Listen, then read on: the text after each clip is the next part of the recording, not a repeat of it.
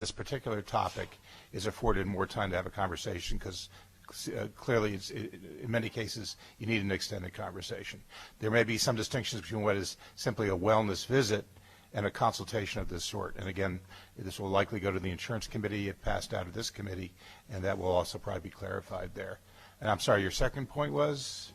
No, my second question was has to do with why this is in public health and not in insurance, because if this, it's my understanding that this, something like this should be covered under a wellness visit. So rather than requiring yet another visit for this particular conversation that could be covered in a wellness visit, which then will affect insurance rates, shouldn't this be really handled by the insurance committee rather than public health?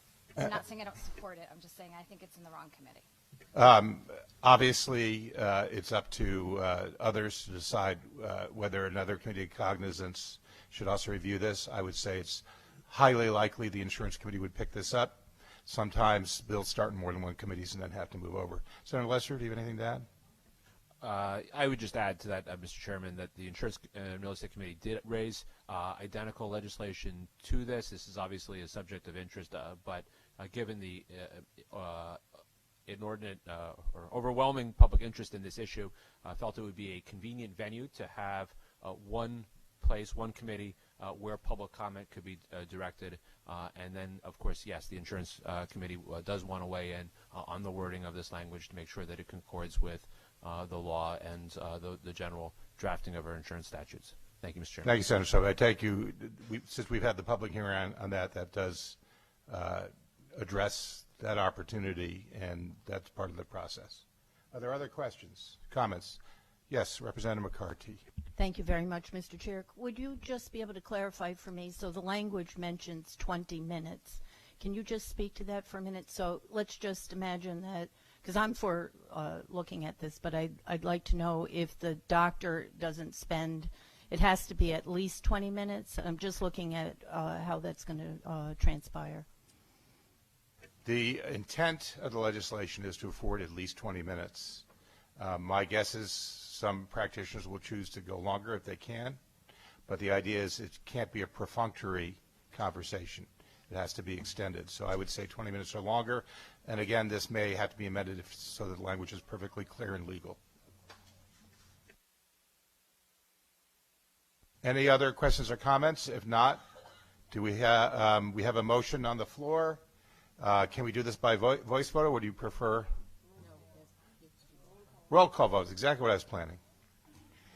Madam Administrator, please take the roll. Abrams? Yes. Steinberg? Yes. Anwar? Yes. Lesser? Yes. Young? Yes. Summers? Yes. Pettit? Yes. Arnone? Yes. Betts? Yes. Borer? Yes. Candelora? Yes. Carpino? Yes. Comey? Yes. Cook? Yes. D'Amico? Yes. Jenga? Yes. Hennessy? Yes. Kennedy? Yes. Clarice Dietrich? Yes. McCarthy? Yes. Michelle? Yes. Ryan? Yes. Scanlon? Yes. Terziak? Yes. Zupkis? Yes.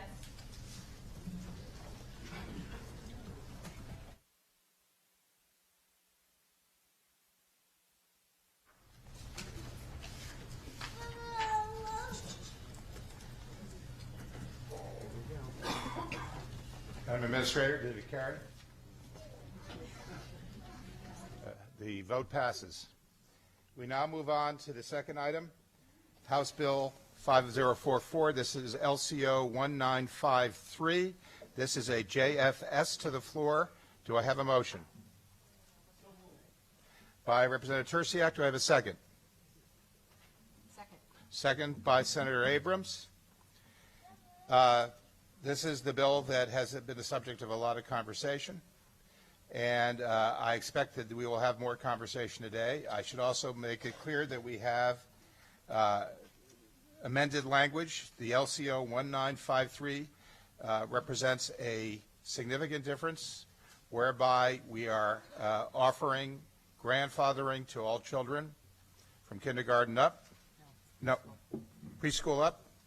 Let me clarify, from preschool through 12th grade, and that is a significant difference, and we can have discussion on that unless there are any other amendments. Representative Scanlon. Thank you, Mr. Chairman. I think I speak for everybody in this room, everybody in this building, that there's an incredible weight on all of our shoulders. This is a very weighty issue that we're all dealing with here, and it's difficult for us to decide what we are going to do here, but I think we do have an obligation to act. And I think those of us who were here last week, those of us who went home and watched it, certainly understand that every parent that's in this building today feels like they are here in the best interest of their child. And as a new parent, I certainly understand that. But I think we also have to think about, as committee members, about the obligations that we have, not just to their children, but all children in the state of Connecticut. And with that in mind, I have an amendment that I spent this weekend working on, along with Representative Cook, Representative Borer, that I would like to introduce. It included the grandfathering that the chairs have already included, which we certainly appreciate. And with the chair's permission, I would like to read my amendment that the clerk is in possession of. Please continue, Representative. I'd like to make a motion to amend LCO 1953 to add the following language. Number 1, insert in Section 7, Subdivision 3, including but not limited to any autoimmune disorder or family history of any autoimmune disorder. And second, insert a new section, number 10, effective from passage, which says the following. Section 10, new, effective from passage. The Department of Public Health, in collaboration with the State Department of Education and the Office of Early Childhood, shall evaluate all of the data collected by said departments concerning exemptions from immunization requirements, not later than January 1 of 2021 and annually thereafter. The Commissioners of Public Health, Education, and Early Childhood shall jointly report, in accordance with the provisions of Section 11-4A of the General Statutes, to the Joint Standing Committee of the General Assembly having cognizance of matters related to public health regarding the evaluation of such data. And I make this motion, Mr. Chair, because I believe that we heard loud and clear from the people who were in this building for 22 hours last week that these were changes that they felt that they wanted to see. We have listened to their voices, and we are making them with this amendment, and I move adoption.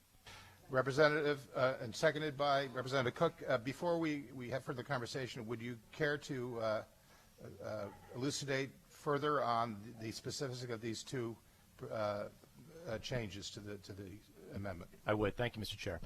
Well, obviously, grandfathering, which is already in this bill, I will just speak to in the sense that we heard loud and clear from people that told story after story about their children, who many of whom are, in second grade or perhaps in fifth grade. I won't enumerate all the grades, who felt like their lives would be tremendously impacted if they were not to be grandfathered here.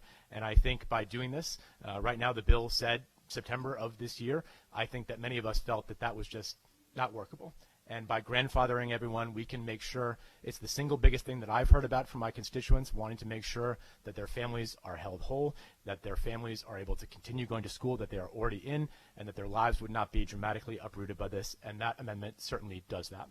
On the autoimmune disorder, I think we heard loud and clear that there are people, and this is my personal opinion here, I believe in vaccines. I believe that they're important to public health, but I also understand that vaccines are not for everybody, and that there are reasons why somebody would seek a valid medical exemption for a vaccination. And people testified that they felt like folks that have autoimmune disorders or family histories of them were not being heard by the physicians when they tried to make the case that those were important things to consider from a doctor's perspective.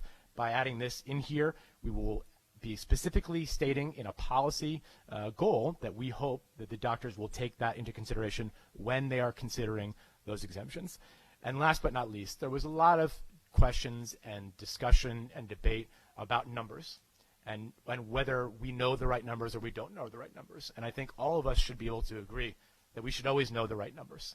And so this amendment is an attempt to go to all the stakeholders who are currently involved with vaccinations when it comes to people in this state and ask them by January 1 of this year to come back to us with the complete set of numbers, to tell us what exactly is going on, and then not just stop there, to continue doing this every year, every January, so that we always have a full picture of the full data so that we can make informed decisions as policy makers when it comes to public health in this state. Thank you, Representative. And I want to congratulate the work that you did with several others at this late date. I would have to concur that focusing on autoimmune disorders is consistent with the intention of this legislation to assure a reasonable path for those who have legitimate reasons for medical exemptions to get them. And that was something we did hear from a lot of the testimony. And I agree with you that we have every reason to want to have reliable, accurate data on which to make choices, and that we can do better. And this will help us along those lines. Other discussion. Representative Pettit, followed by Representative Betts. Thank you, Mr. Chairman. As the prior representative suggested, this has been a weighty issue and taken up a lot of our time, your time, over the past year and a half. And I would state again that I think that the science of vaccines is reasonable, and I am vaccinated, as is my 6-year-old son and wife.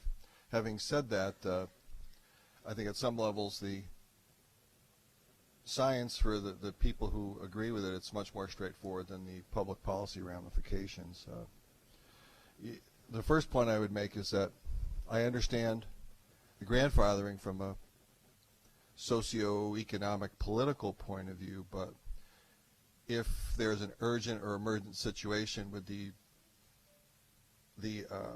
exemption rate going from 2 to 2.5, although it's actually dropped down to 2.3 in the current year, and those people who are unvaccinated created some risk, now grandfathering a cohort of, I don't know, 5, 7, 8,000 people from as far back as K through 12 is now saying, geez, it's not urgent. These people are unvaccinated and can remain in the system. So I think it sort of undercuts the urgency argument that was made right at the beginning when we saw the numbers go from 2.0 to 2.5. And as people often do with statistics, it was reported as a 25% increase as opposed to a 0.5% absolute increase. And there was no really report this year of it dropping to 2.3. The last section in the amendment, I think that the numbers are critical, and I think that's been a sticking point for a lot of people. I think we should have those numbers well in hand before we pass any broad public policy initiative. And I would just make the example of there could be somebody with a religious exemption or even a medical exemption who is up to date on all vaccines save one, is considering it as being exempt, and there may be someone who's on a catch-up plan who is not considered an issue from a statistical point of view and may have only had a handful of the 10 or 15 or 20 vaccines, depending on what age they are at. So I think a better understanding of the numbers before we change policy would be critical. Thirdly, if the unvaccinated folks are an issue from a public health point of view, and a number of people, we brought this up going back a year ago, what about the adults? We have no clear-cut policy in terms of teachers in the building, administrators, staff, cafeteria, all the people that we all know interact with our kids on a day-to-day basis. I realize they have much more contact with their peers in the classroom situation. Certainly my son does in a kindergarten. But I wonder if we're making this change right now, why we wouldn't consider adults as well. And I guess finally I would say I think the best public policy approach really includes informed consent for vaccination, counseling and education. Having said that, I realize, and I think everybody who has been part of this discussion realizes, that some of the people who don't agree with the science of vaccines won't be vaccinated regardless of how much education and counseling there is. So there's some people that just will not be vaccinated, and I accept that. But I think a plan that's a little bit less forceful, that allows for counseling, education, informed consent, where during that discussion of the personal risk, the discussion of the community risk, and discussion and consent to the fact that if there were an outbreak, you or your child would have to be immediately withdrawn at that point until the outbreak cleared, I think would serve our purposes. So there's a variety of other issues. I think the grandfathering takes away the issue of the money aspect, certainly one of my concerns when we heard about the number of 7,800 people with exemptions. If we push 7,800 people out, where would they go to school? Sort of the harsh response from some folks was, well, they have to figure out how to get homeschooled. We certainly heard loud and clear from testimony that that's a big issue in terms of parents with 2-career families, parents of limited means to homeschool, and also missing the interaction. Obviously, grandfathering lessens that, gets rid of that issue, but then creates sort of two classes of people, which I'm not sure is completely fair. And I think some of the experts that testified to us last Wednesday were not in favor of a grandfathering type system for that very purpose. So they were in favor of an informed consent, opt-out kind of plan, which may be similar, but philosophically a little bit different. So that's why I think we should stand down, consider some of these issues. And I know they've gone over for a long time, but as we've continued the discussion, had the 22 hours of testimony, I think many people were made aware of many more facts than they had ever envisioned, and open their eyes that there's other subtle issues that will affect socioeconomic issues. We had people testify that some 70 or 80,000 people have left California, have moved because of this. So I don't know that we should base our public health policy on economics, but we should at least understand what the impact should be before we make a big decision. It'll impact so many people's lives. So again, in conclusion, I favor vaccination, vaccinated my patients and my family, but I think as a public policy, I think we need to slow down and do a little bit more study and gather a little bit more information. But I thank you for the chance to give you these thoughts. Thank you, Mr. Chairman. Thank you, Representative. You make a number of very good points. You understand the process well, that even after we pass this bill out of committee, that work is typically done. And I think it's very important that all the members of this committee have a role to play in that. And before any such bill would come out on the floor of the House, I would expect there to be extensive further conversation, and would not be surprised if there were not further changes that would likely incorporate some of the points that you make. I think that this is typical of a bill of this import and complexity, that even after it's JF'd out of committee, there's a lot of further conversation and further changes, and I look forward to that dialogue. Representative Betts, followed by Representative Zupkis. Thank you very much, Mr. Chairman. As somebody who was in favor of the concept before we had the public hearing, I really had my eyes and mind open up after the public hearing that lasted for 22 hours. And I learned a lot of things, and I still haven't gotten through all the testimony. I mean, it was only just last week. But before I begin my comments, I'd like to ask, is there some special reason why we're moving forward on a bill to which we had so many comments, so many questions, so many concerns, that we've not had a time to be able to either identify them, respond to them? What is so urgent, or is there a crisis that forces us to do this right now? This is right out of the gate. I've never been to a public hearing that long, and I just can't get my arms around the idea that we're acting on a bill so quickly after so much was said. Can you enlighten me or tell me why it is it had to be taken up now and not given more time to be able to go through it and ask other people about the bill? I'm going to answer the question, even though it is not specifically germane to the amendment that we're currently entertaining. I would advise future committee members to focus on the amendment, not that there wouldn't be an opportunity to revisit this after we vote on the amendment. The issue before us is something that some people wanted to vote on last year, but we felt very strongly that the process should be observed. And whether or not you like the pace of this or the choices, we're observing the process. And we are, excuse me, bringing a bill forward that has been discussed before. The amendments we have a chance to discuss today, and we have the promise that we'll continue to talk as we move forward. This is one of the most prominent bills before the legislature this session, and the goal was not to have it be caught up in the political process later on in the session where other factors play, and to get it at least to the point in which, when we choose to vote on it on the floor, we can do so. I'm not sure whether a few days or a week would make a dramatic difference in that. And you have the assurance of the chairs that even after this bill is passed as JF'd out of committee, the conversations will continue and everybody will have that seat at the table. I don't know if that totally answers your question. It's my best shot. It does. But with all due respect, I don't share that feeling. I think it's enormously complex. I would prefer to try and do something that could find some common ground, less controversy, and clearer understanding, so that if this were to pass, at least everybody be well aware of what the intentions are and what would happen. For example, on the matter of grandfathering, well, that's great for the people who have kids now, kindergarten to 12th, but it doesn't answer the question what happens after that. And what happens after that clearly has not been addressed, but the implication is they're going to be under a different standard. I don't think that's fair, right, or we haven't had a chance to even understand the ramifications of that.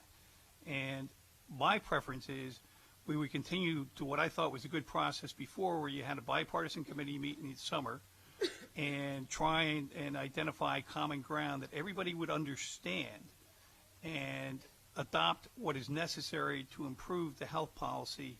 That was the goal of that committee.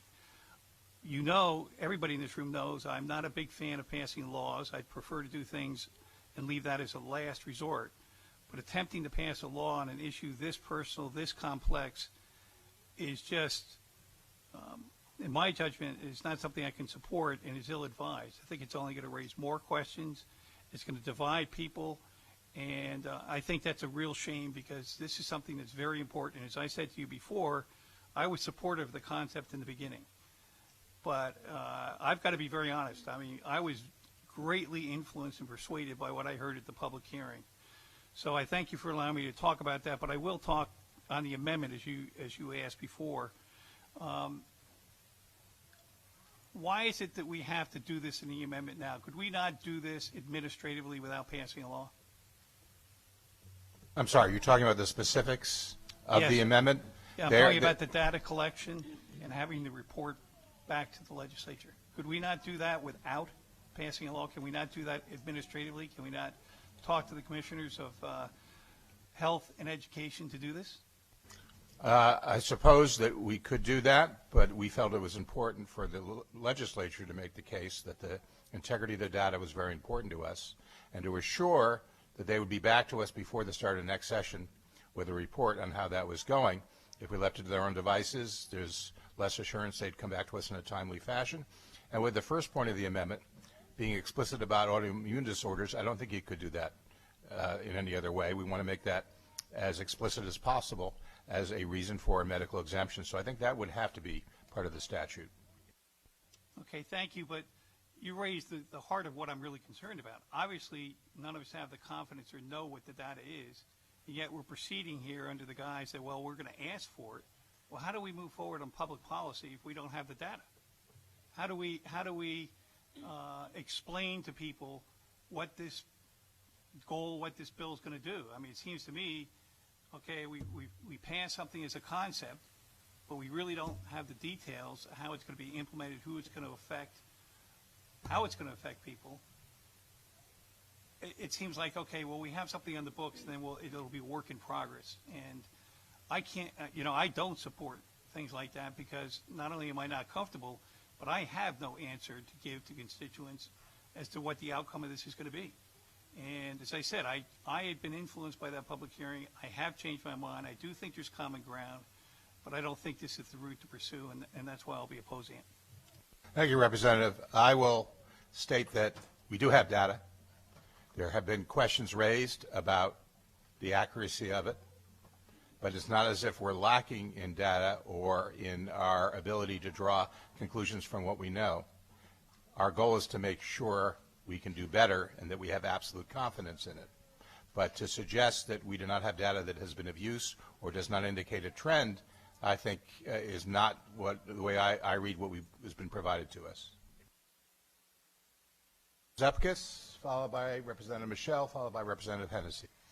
Thank you, Mr. Chair. I echo what my colleagues have said, but just to your point about data and having data, I haven't seen data that this is a problem. So if I could be shown that somehow, that the data that is out there says that there is cause to do this and that there is a problem, I would like to see that data because I haven't seen it. What I've seen is that we are above the average in vaccinations. I know there's certain schools that maybe are below, and maybe that's where we should be looking.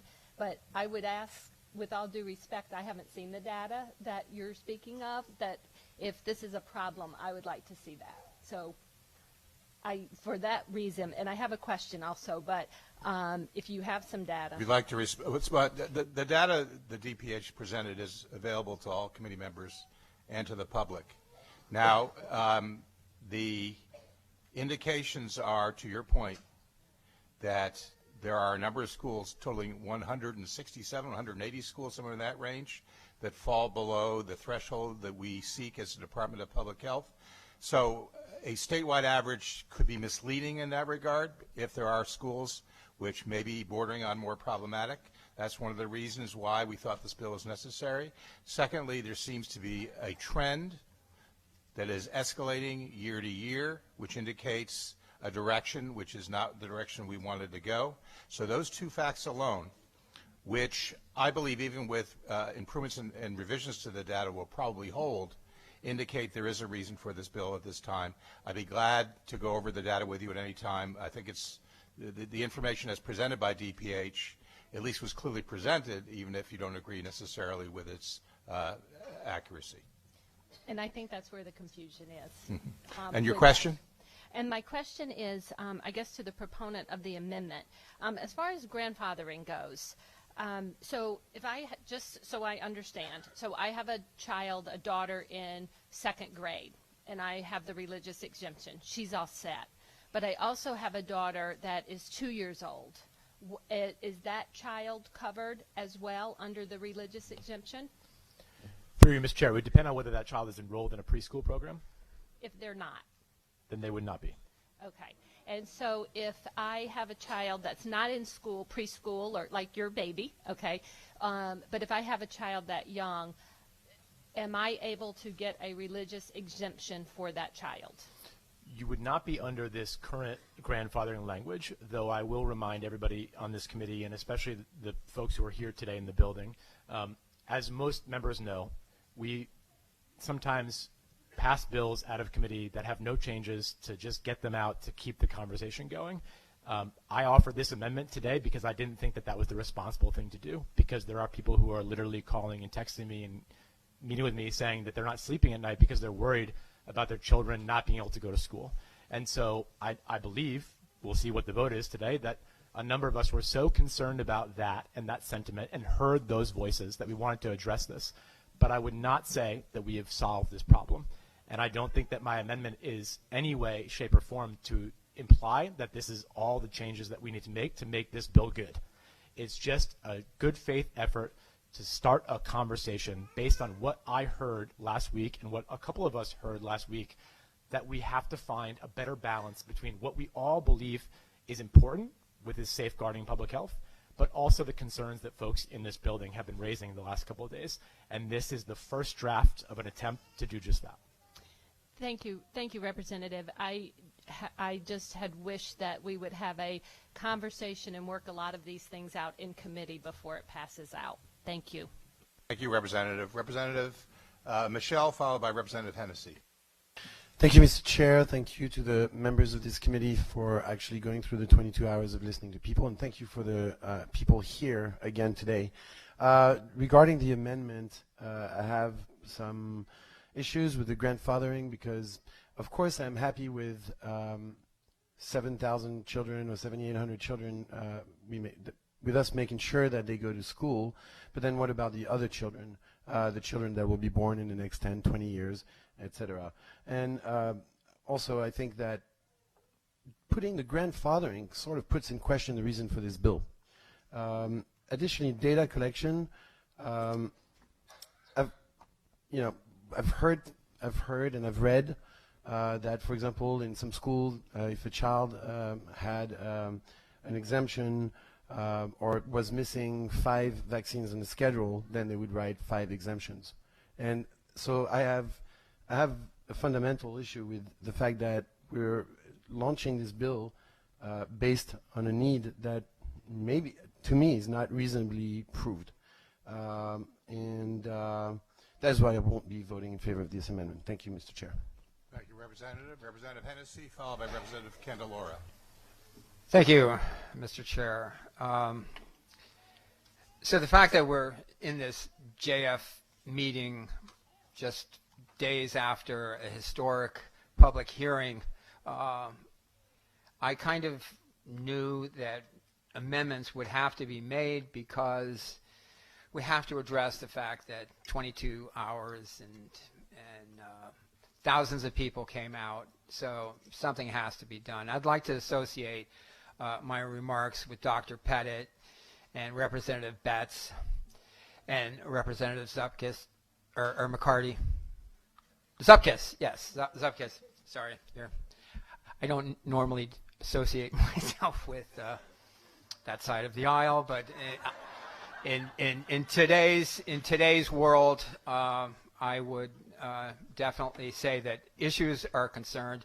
The fact that we're doing this so shortly after such a monumental, historic public hearing, like I think it's an affront to all the people that did show up and showed up today. What is the rush? The data is flawed, and there is no medical emergency. Grandfathering, I just think is a gratuitous effort to legitimize this bill that can't be legitimized. Thank you. Thank you, Representative. Representative Candelora. Thank you, Mr. Chairman. I do appreciate the amendment, and I think, though it kind of gets to the heart of our issue right now. When I had served on this working group previous to session beginning and began looking at the data, it sort of posed some questions that I did have of what is the public health issue and to what degree are our students vaccinated or unvaccinated in schools. And one of the pieces that we heard about was originally it was deemed the non-compliant children, the children who don't have a religious exemption, don't have a medical exemption, and don't have any immunization paperwork handed in, or only have partial immunization paperwork handed in. And how much of that number is driving the overall school number? Because if you take roughly the 7,800 children that was referred to as exercising religious exemption, and you multiply that by a population, or divide it into a population of 530,000 children in Connecticut, it brings the overall religious exemption that's being exercised around 1.3%, I believe, of our student population, which would keep us at the, well above the required benchmark of 95% under CDC. And so I've been trying to understand this non-compliant number. How many of them are there? How are these numbers being driven? And one of the points about this particular amendment, trying to gather the data, I think we have a fundamental problem in what data is being collected, because as I understand it, the only data that schools receive is at kindergarten and at 6th grade when the MMR is required.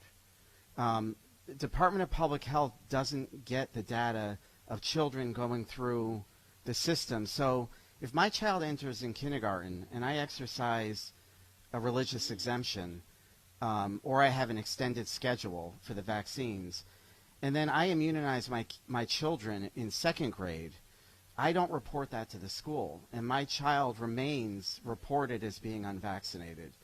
So we're making an assumption that a child that enters in kindergarten carries that status all the way through to 7th grade.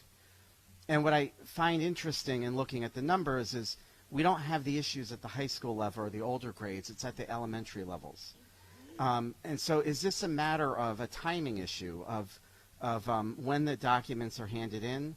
I know when I go to the doctor's and I have to get a physical form for my child, it's $5. So we always try to remember to bring that document with us to the physical, and then we hand it into the school. You avoid paying the $5. I mean, it's significant for some people. So does that impact the data? And the public hearing process, when I had questioned the commissioner, it created more questions for me than answers. And while I think this amendment is trying to get to that issue, I think it needs to be more robust in that we need to have a better understanding of each grade level. And I don't think we have that. And I think in part that's why we're seeing, DPH kind of struggling with that information. We've not heard from the State Department of Education, the commissioner. And so overall, this process has just been a very troubling process for me because I think we need to get that information before we're taking this leap. Putting aside the sciences, which I also, my children, all three of my children are fully vaccinated, but putting aside the science, we are eroding a religious liberty.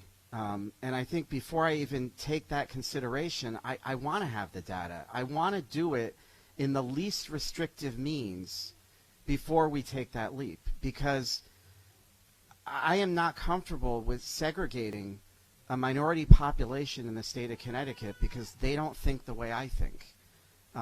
They don't believe in that science, not from a science perspective, but from a religious perspective. And so that's what I struggle with. I think this bill was rushed before us. I frankly think it's disrespectful to the committee members that sat through for 22 hours of a public hearing that impacted all of us very deeply.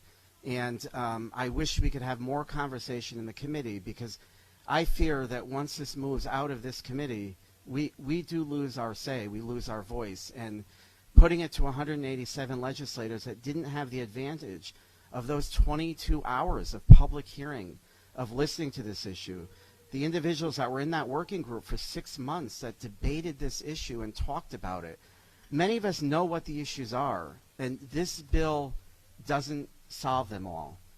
Can we get there? Maybe we can, but I think we need to have a better effort. I think this amendment speaks to that effort, especially when it comes to data collection. But I do think the data piece should be more robust to make sure we are collecting it, because I think the assumptions that a child, when they enter school, remains either non-compliant or exempt for some reason all the way through their career, I don't think is accurate. Thank you, Mr. Speaker. Thank you, Representative. I do appreciate your comments with regard to having more robust data. I think that this amendment certainly seeks to have that happen, and I'm sure we could engage with DPH to make clear that we'd like to see data that gives us confidence that every grade cohort is accurately represented.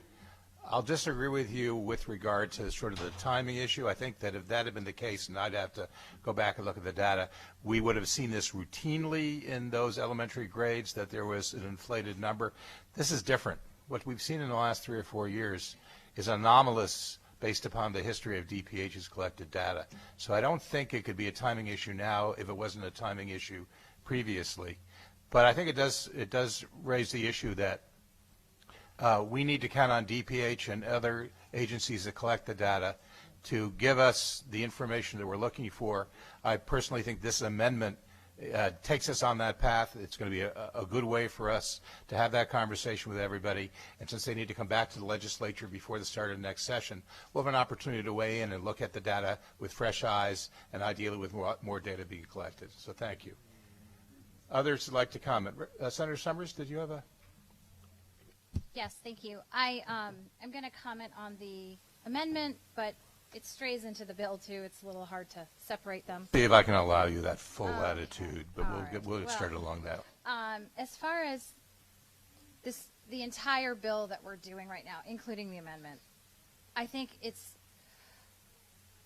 the cart before the horse on some level. We don't have the precise data that we need to make the appropriate public policy. The data is an aggregate. It's not deciphered in a way that you're able to distinguish.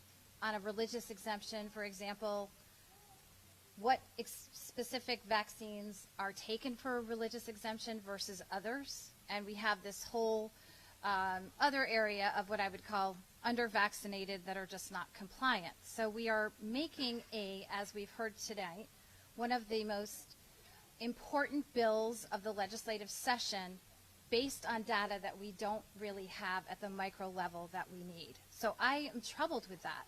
And I'm not comfortable with a good faith effort going forward, because we all know what happens when bills come out of here, that we are going to make amendments that are going to make this better.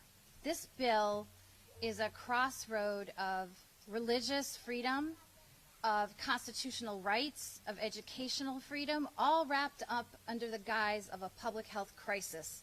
But we have heard that we're going to grandfather people now. If we have a public health crisis, you wouldn't be grandfathering people, because it wouldn't be okay to have kids in school that are unvaccinated. That just flies in the face of a public health crisis. The other thing is, by doing a grandfathering, we are creating two separate classes of individuals. It's discriminatory, it's isolating, and it's not in the best interest of our children. How do you mandate that children are vaccinated, but that the same people working with them in the same environment are not? There's so many issues with this bill. It is way too soon, and I do not understand why there is such a push in a short session to try to fix these on the fly and throw amendments at it, albeit thank you for trying, to try to make it better. I think we need to sit back and collect the data and have a much more thorough and thoughtful conversation and discussion about what we're actually doing here. In addition to that, some of the vaccines that are mandated to go to school under this are for diseases that are not circulating in the schools. They're not even transmittable. Tetanus is not something that you give to somebody else, just for an example. Hepatitis B is something that's sexually transmitted. But yet we're saying if you don't get that, you can't go to a state of Connecticut private school or public school. That, to me, again, is an issue that has to be addressed. We've heard about the amendment that you have, and I thank you for trying. I totally understand. We heard a lot, for those of us who sat through 22 hours of testimony, some of it extremely emotional, about folks with autoimmune, but that's not the only thing. So we're carving out now a specialty for autoimmune, but not maybe something else. So we're not MDs here except for a few. So how do we decide what those exemptions are? That's something that I don't think that this body should be qualified to do on your amendment. No offense, and I know you're trying. But I don't think we should take what I would consider a bad policy bill and try to throw amendments at it to make it palatable. I think we have to have a much more thoughtful discussion on this going forward. And I won't go on and on, but I want to leave you with this, because I have been myself not sleeping over this. This is a very, very difficult bill. I am not anti-vax. My husband is a clinician. But I understand our fundamental right here as Americans to have our religious freedom. That's what our country was founded on. I also believe in our right to an education. And one thing that I found, which I thought, for me, put it in perspective, is I looked at the Universal Declaration of Bioethics and Human Rights that was adopted from UNESCO.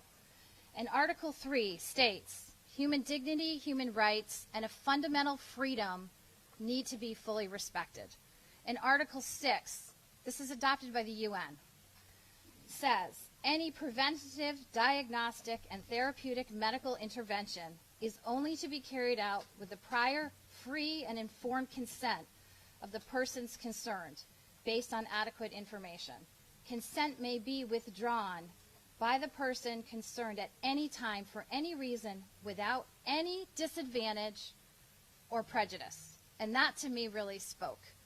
That if we cannot prove right now that we have a public health crisis, and quite frankly, we do have data, and it showed last year the exemptions went down, that the public health commissioner has the ability under her or his jurisdiction right now, should there be an outbreak which is ill-defined as just more of the disease than we normally see, they have the ability to empower their quarantine powers and makes kids not come to school for 21 days. That takes care of it. That's our plan B backup. And I heard under the testimony it takes a while. It's hard to do. Really? Come on.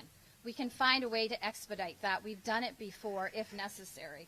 So I just wanted to share that I think that we are moving fast with a public policy without adequate data that is at the level we need it to be, that will detrimentally impact families' lives here in the thought of doing good for public health.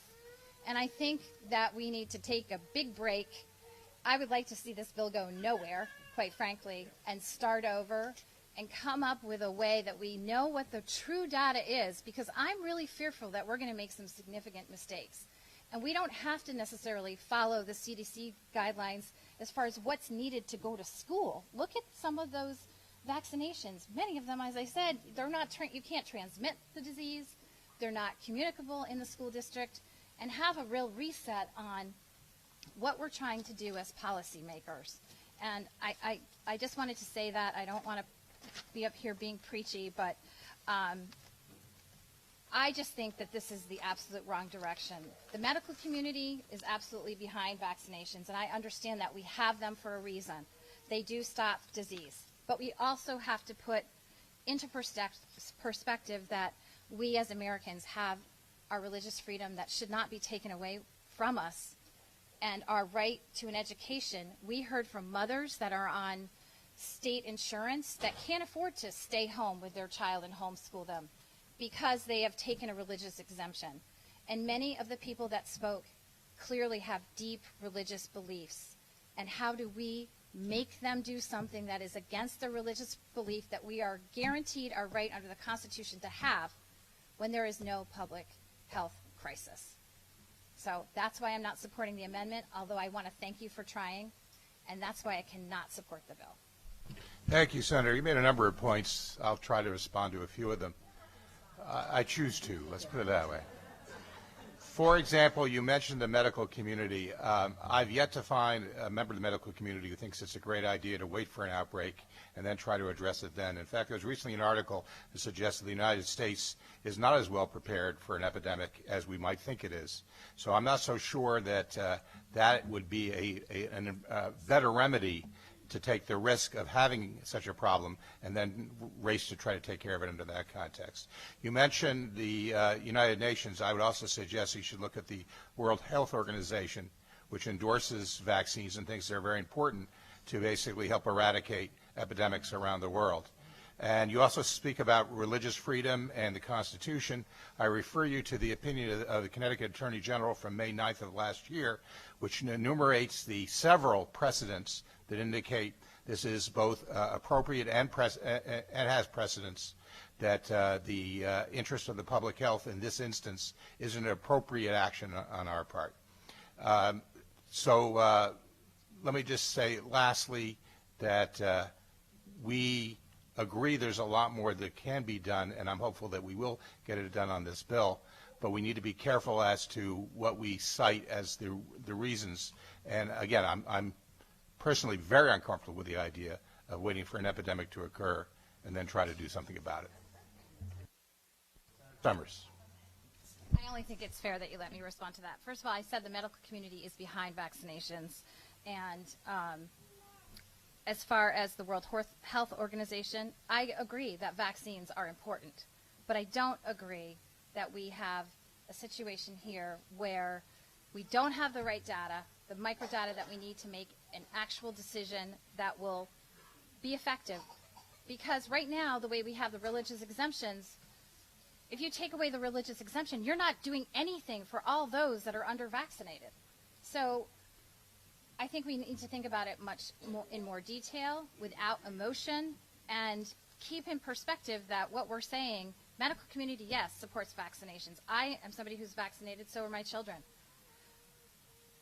But we need to preserve the right here in our country to have a religious exemption if we hold those deep religious views. And we're taking that away from people, And we are also, when we take that away, we are also now not allowing those students to attend a school here, and we are guaranteed a right to an education under our Constitution. Therefore, if there is not an imminent public health crisis, which I'm not saying I want to wait for an epidemic, but there isn't at this point, and we can't say that there is because we don't have the correct data. So let's get the micro data that we need to make an informed decision that is correct, good public policy going forward, and we should consider what vaccines will have to be absolutely mandated for a child to attend school. I beg to differ that we do not need a hepatitis B vaccine to go to school. It's not transmitted in school, it doesn't circulate in school, so those are the things that need to be looked at, and I just feel very strongly about that. Thank you. Thank you, Senator. Senator Almar. Thank you, Mr. Chair. I do feel it's important first for me to mention and thank both of you, Representative Steinberg and Senator Abrams, for your leadership in the process, because I know these conversations that we are having in Connecticut are conversations that we have had in many other states and are having in others right now. But your ability to make sure that there's a transparency around it, there's a conversation around it, there's a public hearing that would go as long as it needed to, is very important, and I want to thank you for that. It takes leadership to be able to listen and be able to hear perspectives which help formulate our opinions. I think I'm going to touch on the amendments, which is the question that is on the table, but I think it is a broader vision that actually narrows into the amendments. And I'll right off the bat say that I agree with some aspects of the amendments, but I have to share some other components of the amendments that I think we may need to look at going forward. First thing is this conversation about the data. It's important to look at the data, and when you have a public health prism, when we are looking at one individual, we have fair amount of luxuries on the data and information that we can sometimes look at, but when you're making a public policy at a far bigger, larger level, we have to recognize that the level of protections have to go up. If you look at how did we come up with the asbestos levels that are safe? How did we come up with the lead levels that are safe? If you look at the data, we will all be in lead and asbestos environment. We had to put far more protections when those policies were made above and beyond any data that was available at that time. The reason is that the downside is so significant when a large population is going to be impacted that we have to be obsessively, I'm going to use the word conservative on the safety end, because that's what the perspective is, because when you're making a policy that is going to impact millions of people, you have to be obsessively conservative in looking at that part. The reason being that the implications are far more. That's one part that I think it's worthwhile to understand why people look at it and why there's a disconnect between the concern some of the public health professionals and public health officials have had around the state and the general public have at this time. Number two part that I think is worth looking at is that as we are looking at the current data, and the data has flaws, and actually I would just list the existing challenges with the data so you can understand that I agree with this perspective as well, that the Connecticut Department of Public Health should help us dig down deeper into the current data while protecting the individual family privacy. And I think that's going to be a very critical piece for us to go forward, because as we say we want more data, I don't want any family in any community to have their information be out there with the data, because we don't want to know this aspect, because you are going through challenges as it is between the pediatricians' offices and so on. So we want to look at the numbers, but not the specifics of those numbers to the point that we can identify those families. I think that protection is needed as well. And I look forward to a conversation with the Department of Public Health around separating our medical versus religious exemptions in much more detail. And the process of the definition needs to be better understood, because sometimes it's just the nursing data that is being used, and then that's important to recognize and separate that part out. But the part that I want you to mention, and some of the people have mentioned this, is that the CDC mandate is based on age and the DPH is based on grades. And then those don't mix together, and that causes a confusion, and people may appear as if they are actually non-compliant where they may be compliant. So now this is the part where you will actually not raise your hands when I say this, is the challenge is that the data that DPH has been collecting through the various sources has been the same mechanism in the last 4 or 5 years. So it is not like in the last year the DPH started to collect their data in a different manner. So the trajectory is the challenge. Now, if you look at the last year, yes, it's a little decrease, but overall in the last many years, you have no doubt. I don't think there's any doubt that this movement to have serious concerns about vaccine is decreasing. I think it's increasing, and it's increasing very rapidly. I mean, that's the truth. And that I think nobody in this room would have any questions about.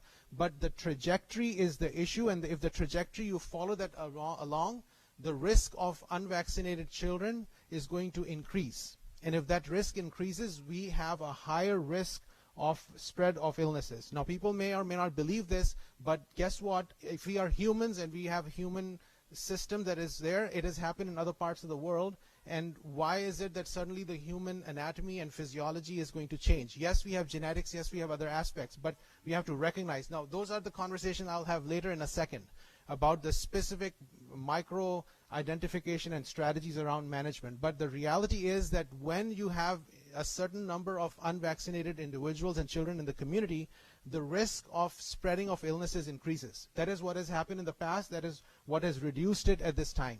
We are all very fortunate in this room. For the past 60 years, we have not seen the ugly faces of these illnesses. So we have the luxury to recognize that those illnesses have not been perceived and directly seen, but we have, well, unfortunately, seen the ugly faces of the vaccines. And as a result, you are all worried about the risk of the vaccines, and that is a fair concern. That's a fair concern, and our job is to find that balance. And that balance would require a way to do it so that we can protect the people who need to be protected, but we also need to make sure that while we're protecting the people, we don't end up having children lose their education. And that is going to be important, and I think that's the balance we have to strike. And I think your amendment, Representative Scanlon, is looking at that aspect, and the changes that our chairs have made is actually looking at that aspect. While we are looking at this, I think there are specific areas that I would love to improve, and does not have to improve today, but I think it has to be improved, and I want to share with others how I believe it should improve should we move forward. The improvement should be that if you have a family of 3 children and the family is going to grow to 4 and 5 and 6 children in the future, we want to make sure that the families that have actually identified themselves with an exemption for religious base and they're grandfathered in, we have to recognize that the next family members would not result in them having to leave the state or have to make those decisions. So I feel that the grandfathering has to have a little bit of a broader strategy. Now, this is where I can make that statement wearing a public health prism. And the reason is that we have, outside of those specific areas, we have not seen the numbers go below 95. So while the trajectory is against our larger interests, the total numbers have not reached the point for us to actually say that if we were at 93%, this conversation was over. If we were at 90%, this conversation was over. We would actually have to have executive orders of some kind that would happen, and that's the reality. We have some luxuries. Let's look at those luxuries, protect the families, take care of the school education, and make sure that the future family members would actually be protected so the families would not have to be uprooted. So that's why I feel that Representative Scanlon, you're on the right track. We are on the right track. We have to make it a little bit stronger and better. So we've talked about data from my perspective and how it needs to improve and look at it much in a sound manner. The second part is, of course, to look at the families and keeping the families intact and keeping them rooted into the community that they are part of. I just want to make sure there's a way to have the children with special need with individual education programs be protected as well. They would be grandfathered automatically, so that is implied in this bill. But I want to make sure that it remains in there in a very clear manner, so if for one reason or the other there is a situation, the child with special need is not going to be impacted negatively by having to make a bad, difficult choice of not being able to go to school. So we need to protect those children. They are vulnerable. They are children as well, as much as anybody else is. A couple of more points. Sorry. I think I made the IEP. The clinicians part, I do feel that the clinicians have to go to a greater professional autonomy.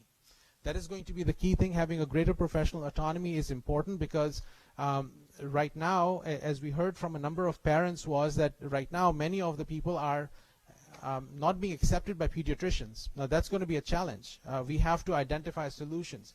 We are looking at some challenges right now, but as I mentioned to some of my community members who have hesitancy against vaccines, was that, well, this is one battle, but the real thing is you have many other battles going forward, which would require us to continue to work together, whether we agree on these aspects today or not.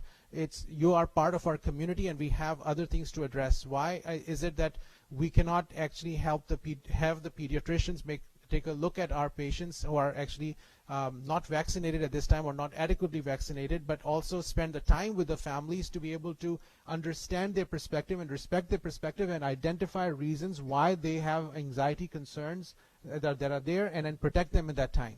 So that's going to be in the first part of our conversation today. We address that, but I think giving them more leverage capacity to able to look at is a reasonable thing. But I do feel that we have to make sure that our numbers don't move in the direction that would be reducing the community immunity overall. And I know many of the people will not agree with community immunity, but that's a conversation for another day. I think I'm going to just make sure I've not missed any. Well, I think I'm going to take a break from my comments and come back if there's any specific question issue. In general, in summary, I will be supporting this, but I also want to make sure while I'm supporting this to move forward, I may not necessarily support the bill if it does not protect our communities and as a protection going forward, because I want to make sure these aspects are there. Because I understand that once things leave the committee, they may take a life of its own, but if that life is not acceptable to me for protecting everybody, then that life will end as far as I'm concerned for the bill. Thank you. Thank you, Senator, and I think we all feel that way, that the bill that reaches the floor, if it's even a little bit different, we all have to look at it with fresh eyes. I also want to thank you for focusing on the medical exemption. If there's anything that we've tried to do since we started with the bipartisan working group last summer, it was to focus on a robust and clear medical exemption. And one of the things that struck me most during there's only 21 and a half hours worth of hearing. It wasn't 22 hours. But the 21 and a half hours worth of hearing was a number of people talking about the difficulties they had engaging with their practitioners in order to get a medical exemption for seemingly very good reasons, medical reasons. And if there's anything we can do to make that easier, and I believe that the amendment Representative Scanlon has brought forward, which focuses on autoimmune disorders, is an attempt to go down that process.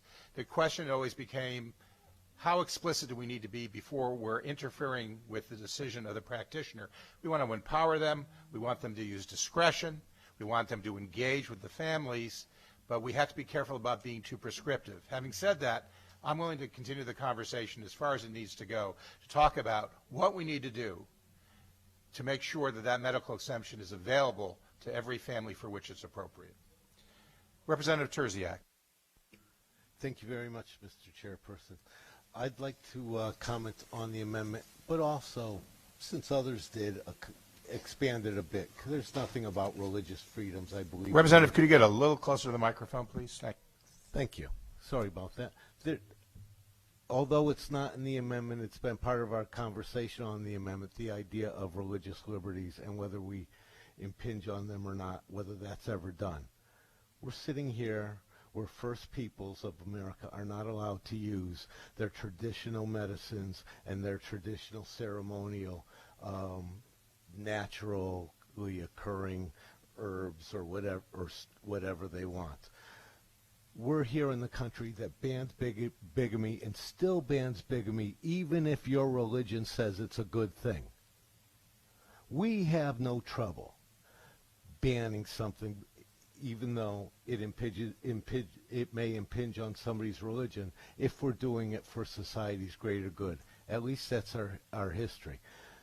We keep talking about a public health crisis, and I keep thinking, boy, the beginning of last August, Samoa could say they didn't have a public health crisis. By the end of last August, beginning of September, they only had one person with measles again. They could say it's not a public health crisis. Within weeks, things were being shut down. Hundreds were infected. Schools were closed. By Christmas, dozens and dozens were dead. So nobody's sick yet? That's how a public crisis starts. is creating not whether or not anybody's sick, but have we created the environment that's going to allow it? That's our job, to recognize it before we allow an environment that creates a public crisis. And finally, grandfathering in this and in the bill. I think it's bad science. I think it's bad medicine. I think it's a bad thing to do. And I think it's a fine example of this legislative process and how things work in the real world. And that's why, Mr. Chair, if you're voting for this amendment and accept it as reasonably added onto your bill, I will overlook my objections and respect the process and vote for it, knowing full well there are other opportunities, and that maybe we won't get what I want.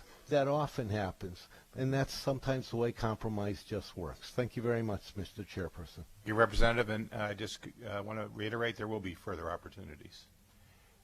Other members of the committee who would like to comment at this time? Representative McCarty. Thank you very much, Mr. Chair. And I just feel I'm compelled that I must say something. Working on education, I want to tell you that I really appreciate your efforts in going forward with an amendment. It was a logistical nightmare. What would happen to all of the school children that might not be able to attend school? I also have concerns with an aggressive timeline in this, in that I do believe the data shows that we're not in a crisis now. We want to be sure that we don't that there won't be going out the trajectory. I agree, but it did go down last year. So for me, I would prefer, and there was no initial true dialogue between the Department of Public Health and the State Department of Education. I've checked that out. So I have some grave concerns about, I would prefer to see the data and know there's no way that you can tell us right at this point what is causing that those unvaccinated children. Why do we have certain pockets and clusters of school where we're below the 95% for the herd immunity? I'd like to have those answers in place, and I also, being relatively new here to the legislature, I'd like to know after it leaves committee how those changes take place, because I still do have some concerns. We didn't talk about some of our homeless children. We didn't talk about some of the children that are homeschooled that still are allowed into schools that can have activities. So there are many, the special ed, there's still much that I'm concerned about, but as ranking on education, my primary goal is to protect the health of all of the children in the state of Connecticut. So if I'm a no today, I just want to be on the record, though, that I believe in vaccination. I think it's an important issue that we have to really do correctly. And I just feel today that I feel a little bit rushed because I don't have the answers that I need to feel comfortable about the vote. Although, again, I'm like a foot here and a foot there. I'm trying to do what's in the best interest of our students and our public. I think we still have many, many areas that we have to really have a better understanding. And one is, if we have the Department of Public Health and our Department of Education working together closely, and then they examine the data and find that the religious exemption is not the cause of the immunization rates going down in some of the schools, what do we do at that point if we've already removed the exemption? So those are some of my concerns that I wish we had more time here and with the departments to get that feedback. And so that's, I felt compelled because I'm for protecting the school children. I just want that on the record. Thank you. Thank you, Representative. I dare say that we all have a measure of conflict about trying to do the right thing and trying to find a way to do it that is going to, we know we're not going to please everyone. That's a given, but take care of the most people that we can. Representative Comey. Thank you, Mr. Chair. So,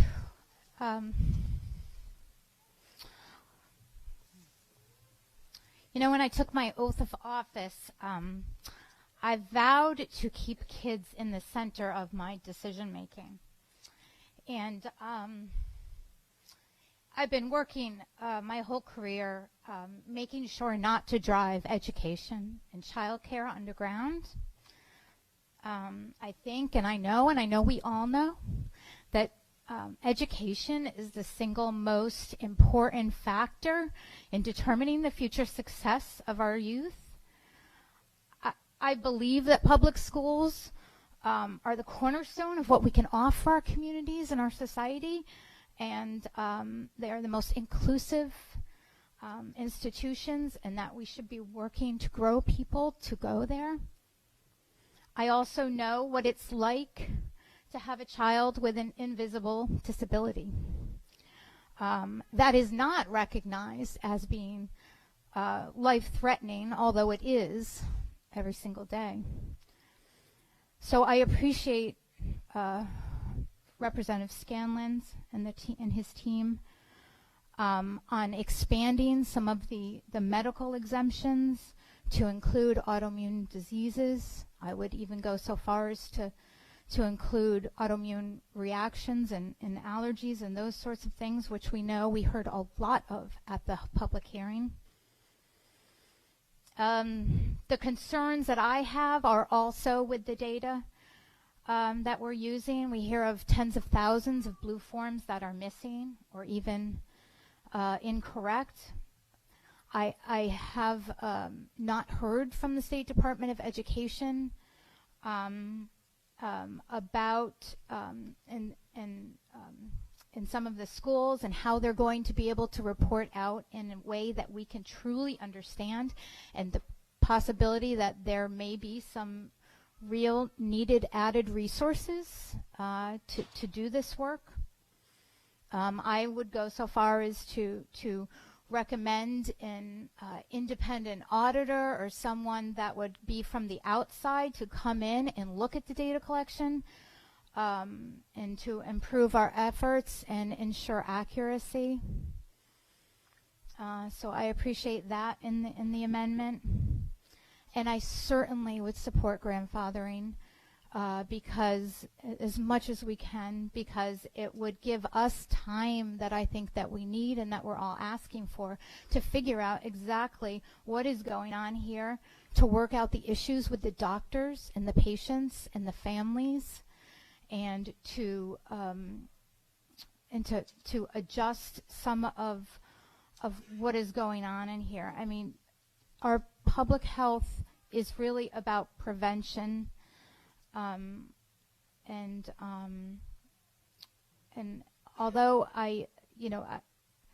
it is a very difficult decision, I do support the amendment, but I do want to also say for the record that I reserve the right to not support it on the floor if this thing changes drastically and goes in a direction that I'm not comfortable with. Thank you, Representative. Are there any other comments or questions before we vote on the motion? If not, all those in favor of the amendment as posed indicate by saying aye. Excuse me, I'd like to, I'd ask that we have a voice vote, registered. A roll call vote has been asked for. We will do a roll call vote. Madam Administrator. Mr. Chair, if I may, point of order. Could I just get a clarification that we are voting on the amendment only at this time? That's what I said, and let me make it clear. This is only amendment at this point as posed by Representative Scanlon. Madam Administrator. Abrams? Yes. Steinberg? Yes. Anwar? Yes. Lesser? Young? Yes. Summers? No. Pettit? No. Arnone? Yes. Betts? No. Boro? Yes. Candeloro? No. Carpino? Yes. Comey? Yes. Cook? Yes. D'Amico? Yes. Django? Yes. Hennessy? No. Kennedy? No. Clarice Teacher? No. McCarthy? Yes. Michelle? No. Bryan? Yes. Scanlon? Yes. Terziak? Yes. Zupkis?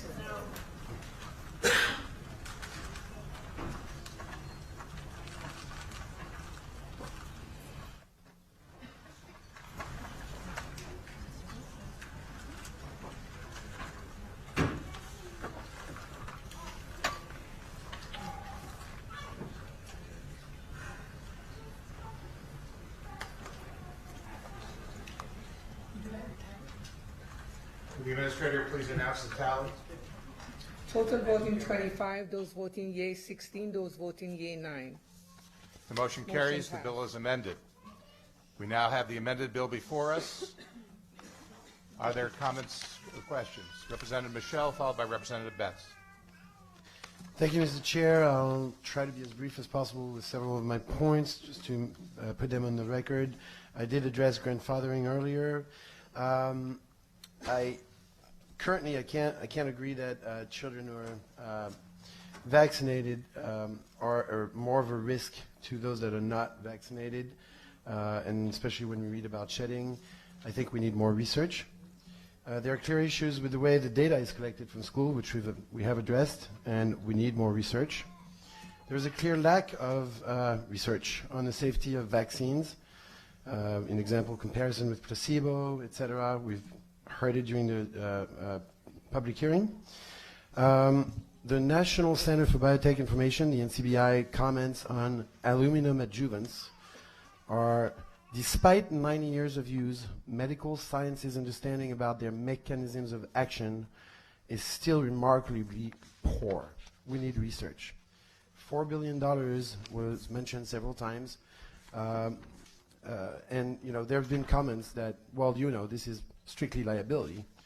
Well, that's actually making it more of a case and more of a flag, I believe. And so that's for the $4 billion given gratuitously in some way, but maybe there would have been more money in compensation if there had been proofs. I wholeheartedly also believe vaccine injuries exist, as demonstrated by science and mentioned also by so many mothers. So I don't find proof anywhere that vaccines are safe. In general, Kennedy and Big Tree proved Health and Human Services broke the law for a long time. 1986, National Childhood Vaccine Injury Act was passed and excused vaccine makers from legal liability from unsafe vaccines. I believe, so we need more research. I believe we should focus on other things like maybe doing proper data collection, which we've mentioned. I know some of it is addressed here, but if it is the basis of this bill, then why are we going forward with the bill without more clarification on the data and numbers? There is a clear feeling of a threat by some of us, and there is a Connecticut pandemic emergency protocol. So why aren't we looking at that and focusing on that? If we think that a threat is imminent, then we should look at our protocol for that, the emergency protocol for pandemic. Physicians and we've heard many times and we've read many times that physicians and pediatricians have refused to serve some families, some mothers, because their children were either partially vaccinated or not vaccinated at all. And I think that is also something that should be of focus. We had an outstanding testimony from a mother from New York, clearly showing us that such bill now or in the future will cause hardship or harm to the most vulnerable by keeping them out of schools, or, for example, with the African community in particular, cause vaccine injury. So a lot more research needs to be done. I'm not understanding either the rush for this bill. I don't see any proof of any crisis happening currently right now. And then I have these two questions. Would an executive order not violate the Connecticut's Constitution fundamental right to an education? And would the state's anti-discrimination statutes not be violated? Thank you, Mr. Chair. Representative, are you asking questions of the chairs as to those 2 points? There were more meant as a comment. I see. But you Because definitely I'd could be address challenged it. to answer those directly. I take your point that more research is always a good thing, and we need to have quality research. I'd like to see a lot more of that at the federal level. And if you think that we ought to look at our emergency protocols, I welcome you to take a look at them and see if there are recommendations you might want to have that might improve upon them. I believe it's Representative Betts next, followed by Representative Zupkis. Thank you, Mr. Chairman. And first off, I would ask that if, when the vote's taken, that we do it by roll call. My comments are really reflective of this entire process and how I came about it. I want to remind everybody, I was very much in favor of vaccines and the community herding mentality. But there's just something that goes against my grain when, 2,000, 3,000 people come up, and we don't normally see anything like this. And people come up here continually. I mean, if I gave people money, I couldn't probably get this big a crowd. They are concerned. They have questions. And I think all of us have said, we're struggling. Just listen to the debate we've had tonight. And we're uncertain, appropriately so, about a lot of issues. And you say, well, how can you move forward if you have that many concerns and that many questions and no confidence in what the outcome's going to be, other than we'll come back and revisit it as time goes on? I mean, how many times have we seen people where they were supposed to issue a report to the General Assembly and they never did it? Maybe they didn't have enough staff, maybe they didn't have enough meetings, but that's going to be part of the process about something we've talked about for a long time, data. But I still, I just can't believe we can move this quickly, this fast, on something that certainly in my 10 years has been the largest turnout I've ever had, and based on some what I thought were very sensible, real questions that affect people's lives. And in no way, shape, or form can I support this, because I still haven't even read through all the public hearing testimony. And if I have that many questions, I don't move forward. I just say, time out. What do I need to do to try and bring people together? And I do think there's an opportunity to bring people together. And Representative Scanlon tried that, but I think it shows how complex and how big this problem is. I do not believe, despite anybody's intention, I do not believe there's any way of writing a law that's going to address this problem. I just don't believe it. The way we could do it is try and bring parties together like you did over the summer and do it along that way. But this is, to me, process-wise, leaves me in doubt. I mean, why would I want to come and testify? It's something like, I gave my comments, I raised my concerns, that's what everybody tells me to do, and then all of a sudden, well, don't worry, we've heard you, we have made some changes. Are they enough? Are we going to go back to people and say, is this it? Are we going to go back and say, okay, we'll do it in the process, it'll get on the floor of the House? I'm not going to know how my constituents are going to respond because they won't have had a chance to read it. I'm just so reluctant to embrace this type of a process. And I know people feel sincere about it, but if you do have confidence and conviction with what you're doing, but I cannot support this because of the process, because valid questions have been raised. And that's why I'm asking for a roll call vote. Thank you very much, sir. Thank you, Representative. Representative Zupkis, followed by Representative Cook. Thank you, Mr. Chair. I agree with what my colleagues have said on both sides here. And I'm not going to go through, I have a whole list of concerns, and I'm certainly not going to go through them. But things such as the empowerment that we're giving the DPH commissioner. And by the way, for the record, my kids are vaccinated also, right, from the get-go. The only thing is I don't give them the flu shot, nor do I take it. And I have not seen where, as Representative Michelle said, unvaccinated children are a threat. There's nothing been proven because you're unvaccinated that you're a threat. So I have a big problem with that. And as another big concern I have is, we went from 25 recommended doses to 75 recommended doses. There's 200 in the pipeline. When is it going to stop? I'll be very honest. My daughter, I'm concerned. Is the commissioner or this advisory council going to say, well, this is important in this one, and next thing we know, now our kids have 125 recommended doses. So that is a huge concern of mine. I I also agree with Senator Summers about, it is we do have a freedom of religion and a religious right and an education right. And as equal to that, for me, is parental rights. And I feel that this is really an infringement on parental rights. So I just hope that everybody here that has spoken has concerns, and it's been talked how we're all going to work on this. So I would be curious, hopefully it's going to be in a committee meeting where these are going to be worked on. And I know time is short. Representative Betts said it perfectly, but there is a lot to do in this bill.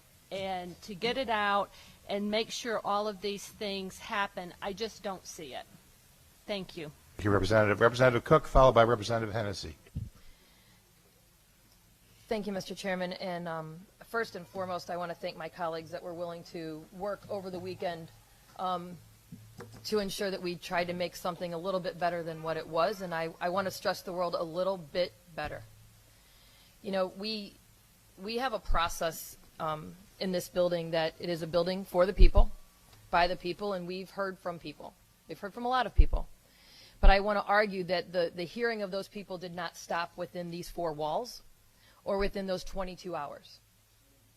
That it's emails, phone calls, grocery stores, you fill in the blank. We hear from people all of the time. And there are people on both sides of this conversation. And I recognize that there is a hefty amount of support to stop this bill in its tracks that we see in front of us. But there are just as many people on the outside of this door that feel the opposite.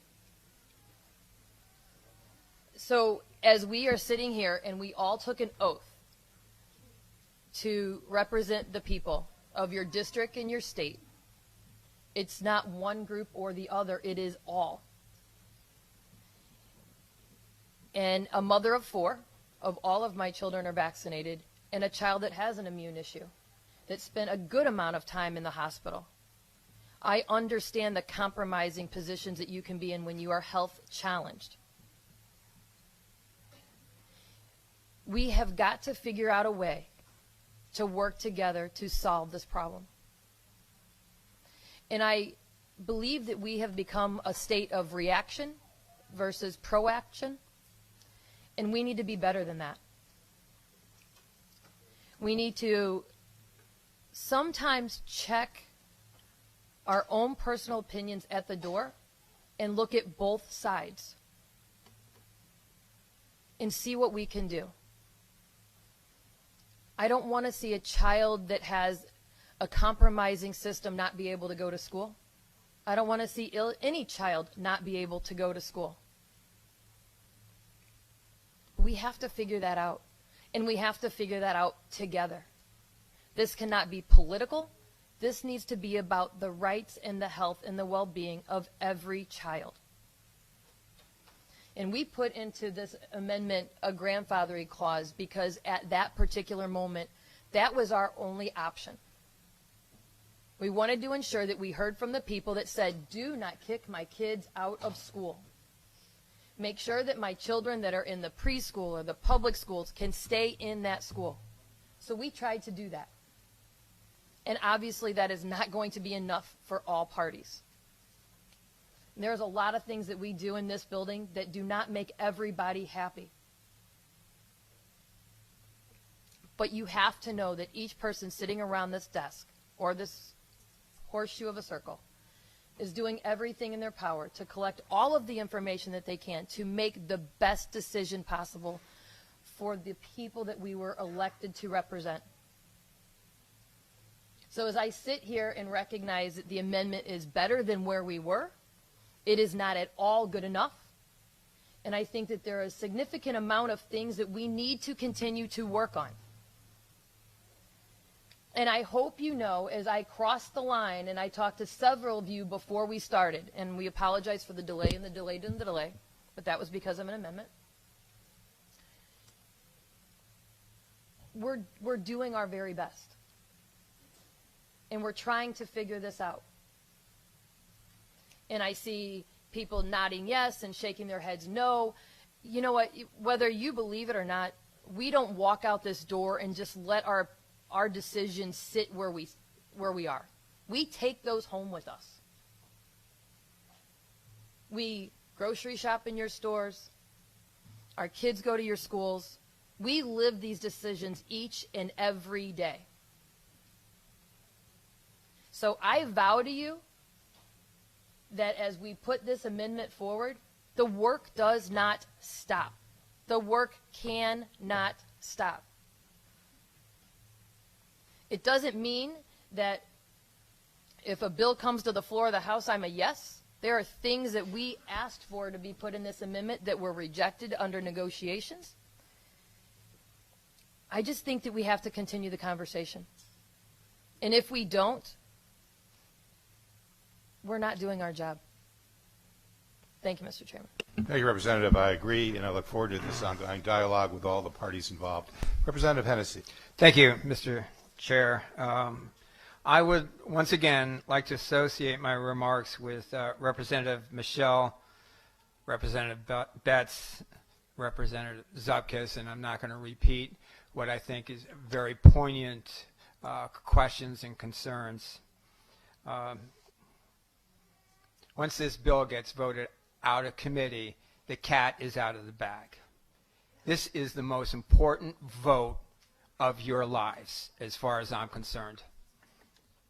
So I would ask that we really consider the impact of the vote, and whether or not it passes or fails, at least I know I'll be able to sleep at night. I would like to extend my heartfelt gratitude and compliments to this committee. I'm new to this committee. I kind of knew what I was getting into. When I first introduced myself to this committee, I made it quite clear. I am here because of vaccine mandates.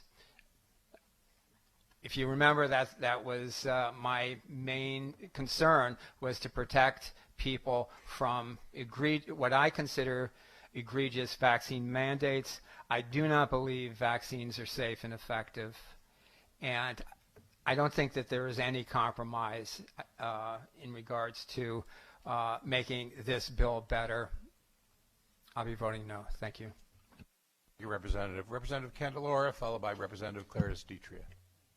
Thank you, Mr. Chairman. I think this probably is one of the most weighty votes that I've ever had to take in the General Assembly in my 14 years.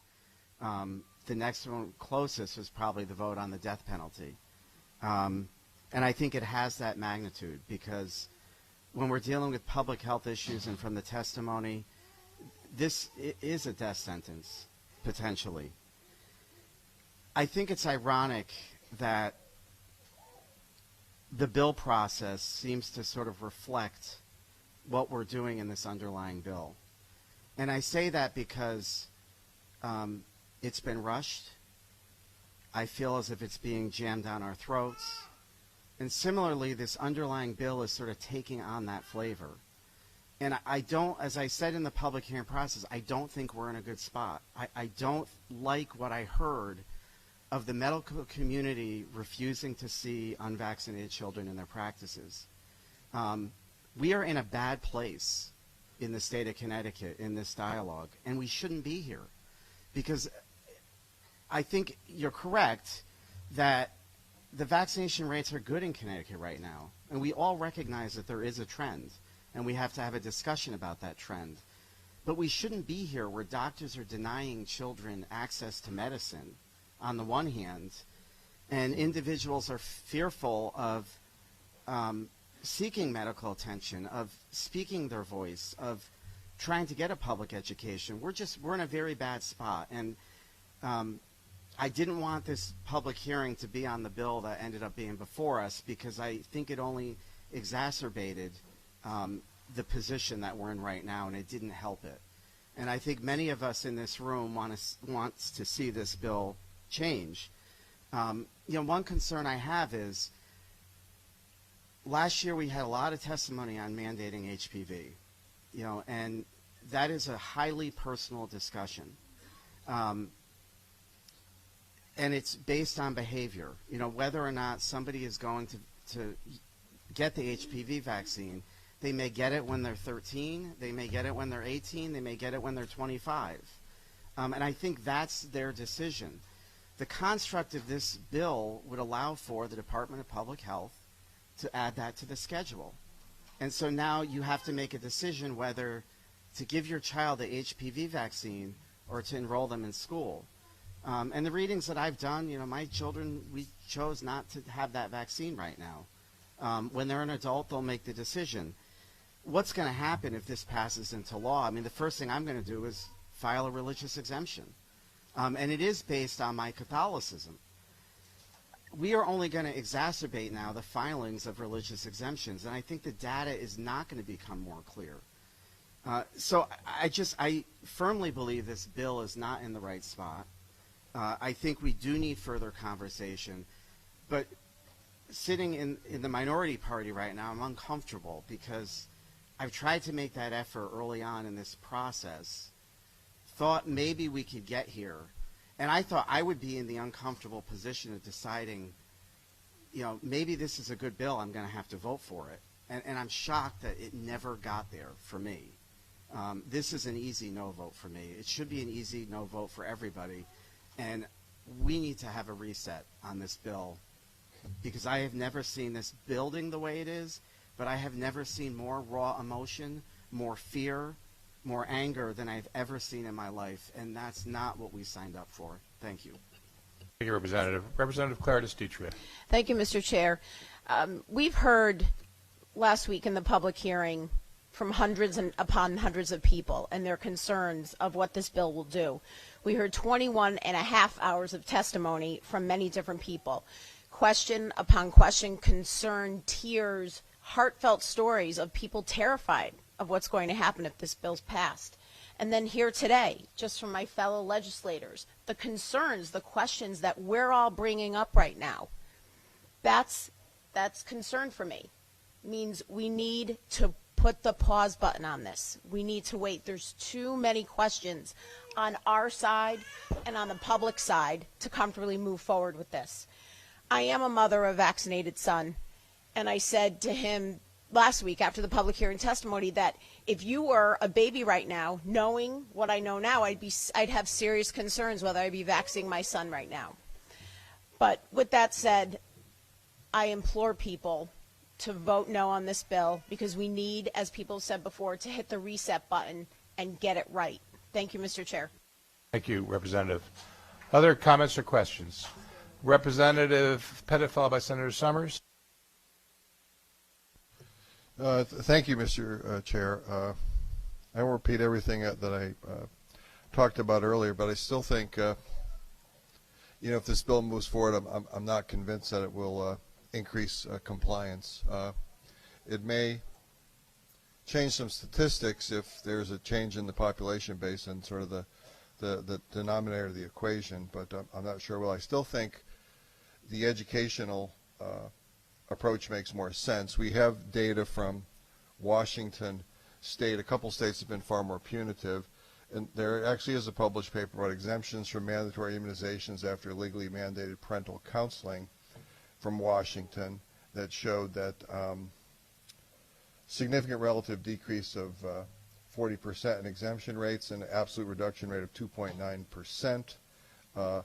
And moreover, HB5044 associated with decline in geographic clustering of vaccine exemptors, which is what we're faced with in this state. This all came about because of clusters of changes. So I still think an educational approach is more likely to get us to where we want to be in terms of vaccination rates and create far less stress for the healthcare community and the patients that they're trying to care for. So in good conscience right now, I can't support this bill, although I support the concept of vaccination. I think there's a different approach to go forward with, and I appreciate. I know you've put hours and hours and hours, and as a number of people over the past year and a half into this, and I appreciate this. And I know it's sucked a lot of life out of a lot of people on the committee, but I still think there's a better way to go. So I thank you, Mr. Chair.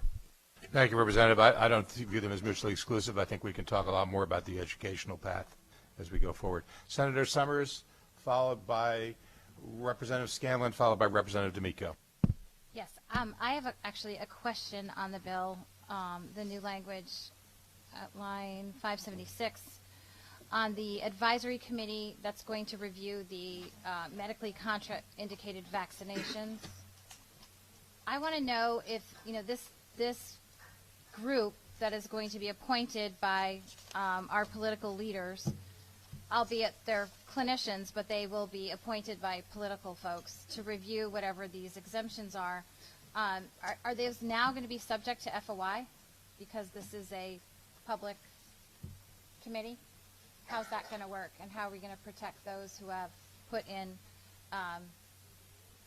collecting the data? How are those? Can somebody FOI all that information? I don't know. Bear with me one moment.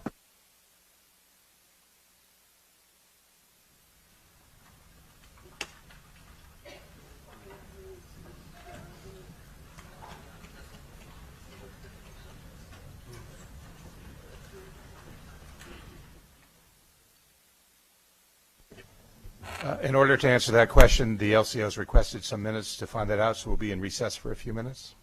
Okay, while she's doing that, I can say the other things you want. Oh, okay, then we won't be in recess. We're back again. Because I know people have been waiting a Oh, while. to that point, Senator Abrams brings up that if you have further comments that might require the LCO's input, it'd be better to have her back in the room. So bear with us. We'll just take a few minutes here. Okay, you bared with us for many hours, borne with us, and just a few more minutes. So we're in recess.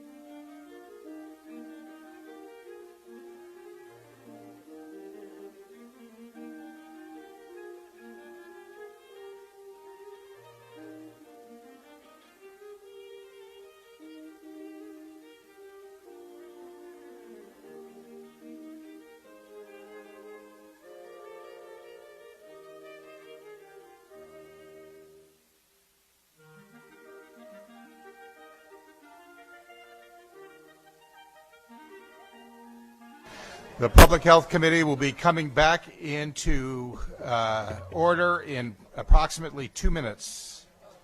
2 minutes. Thank you.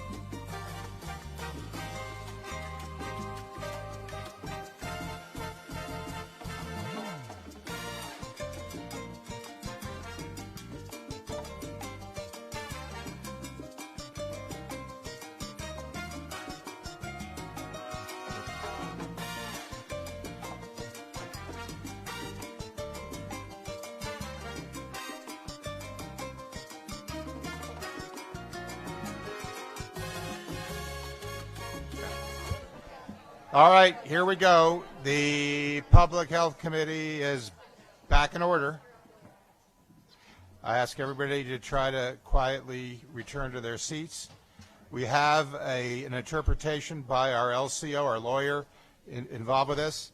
I refer all members of the committee and the public to lines 553 to 555 in the latest draft, 1953, LCO 1953, where it says all information obtained by the advisory committee from such registry shall be confidential pursuant to section 19A-25 of the general statutes as amended by this act. And the interpretation that I was given is that as it applies to the data itself, that obviously needs to remain confidential. But any report, presentation, analysis, other than a working draft, that is the result of that work would be in the public view. If that answers your question, Yes, so in essence, we would receive should this bill pass, a report from this committee that is appointed that would be able to address the exemptions, but there would not be a way to verify that those were actually the exemptions because that data is confidential. I'm not quite sure I understand what you mean by the exemptions. I think it's important that the distinction being made is the data is being kept confidential. Are you saying that we have to second guess the? The thing is, when I evaluate, sorry, I gotta put my glasses on.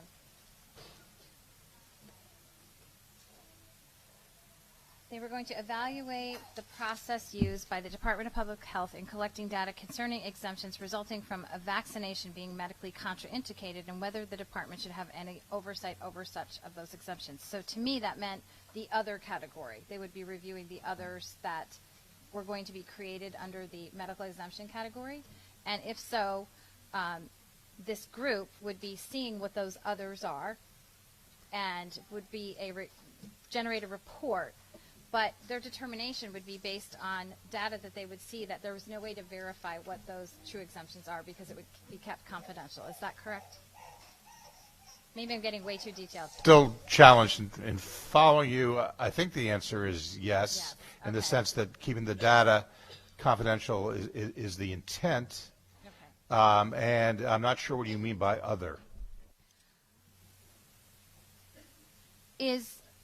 I thought part of this committee's purview was going to be to review it's my understanding that within this bill, there's going to be the medical exemptions, and then there's going to be a box called other, right? That's what you said, where a doctor would have a little more leeway to be able to put something down. And that would be reviewed by this committee to see if that's something that's in line with public health, if public health accepts that category of other that is now getting a medical exemption as acceptable.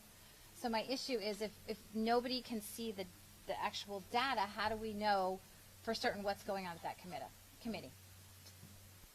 Am I misunderstanding that? I'm not sure whether you're misunderstanding or not, but I'm failing to understand. Is the data itself FOI-able? Not the person. It can be D whatever. My understanding from our lawyers is that the lines 553 to 555 make it clear that the data is not FOI-able. Okay. And that we've created the committee to look not just, it's certainly not at individual data, but to look at aggregated data and look at trends, look at anomalies, look particularly at whether or not the legislation as intended is being carried out with that intent. So to your point, looking at the other category, the assumption would be they'd maybe look at aggregated data on medical exemptions and perhaps have a broad sense of the reasons for them, if that answers your question. Okay, so they will not get the actual, even if it's blacked out so they don't know who the individual is, this group will not get copies of the medical exemptions that have the other per se, so they could look at those individually. That's going to be aggregate data from the Department of Public Health? It's certainly not our intent for having them be looking at individual data, if that answers your question. Okay. And none of the data is FOI-able, according to what you're saying? No. That's the interpretation we have from our lawyers. Okay. Well, sorry I had to ask that question because I wasn't quite sure if it was FOI-able or not. But going on to the bill itself, I just wanted to talk briefly about the process that we have undergone in this legislative session. And we had a base bill, we had a 21.5-hour public hearing that we had over 600 people signed up to speak.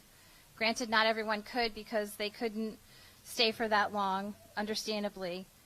And then less than 48 hours later, we have a agenda that comes out that has this bill as something that we're going to hear today. And none of the ranking members over here on this side of the aisle were told it was going to be on Monday, and we just got the JFS language. I find it very difficult and unacceptable, quite frankly, that 48 hours later, after all these people have come and spent that kind of time here, we haven't even had a conversation about what should be in the bill. And we're getting a bill that we're supposed to hear today.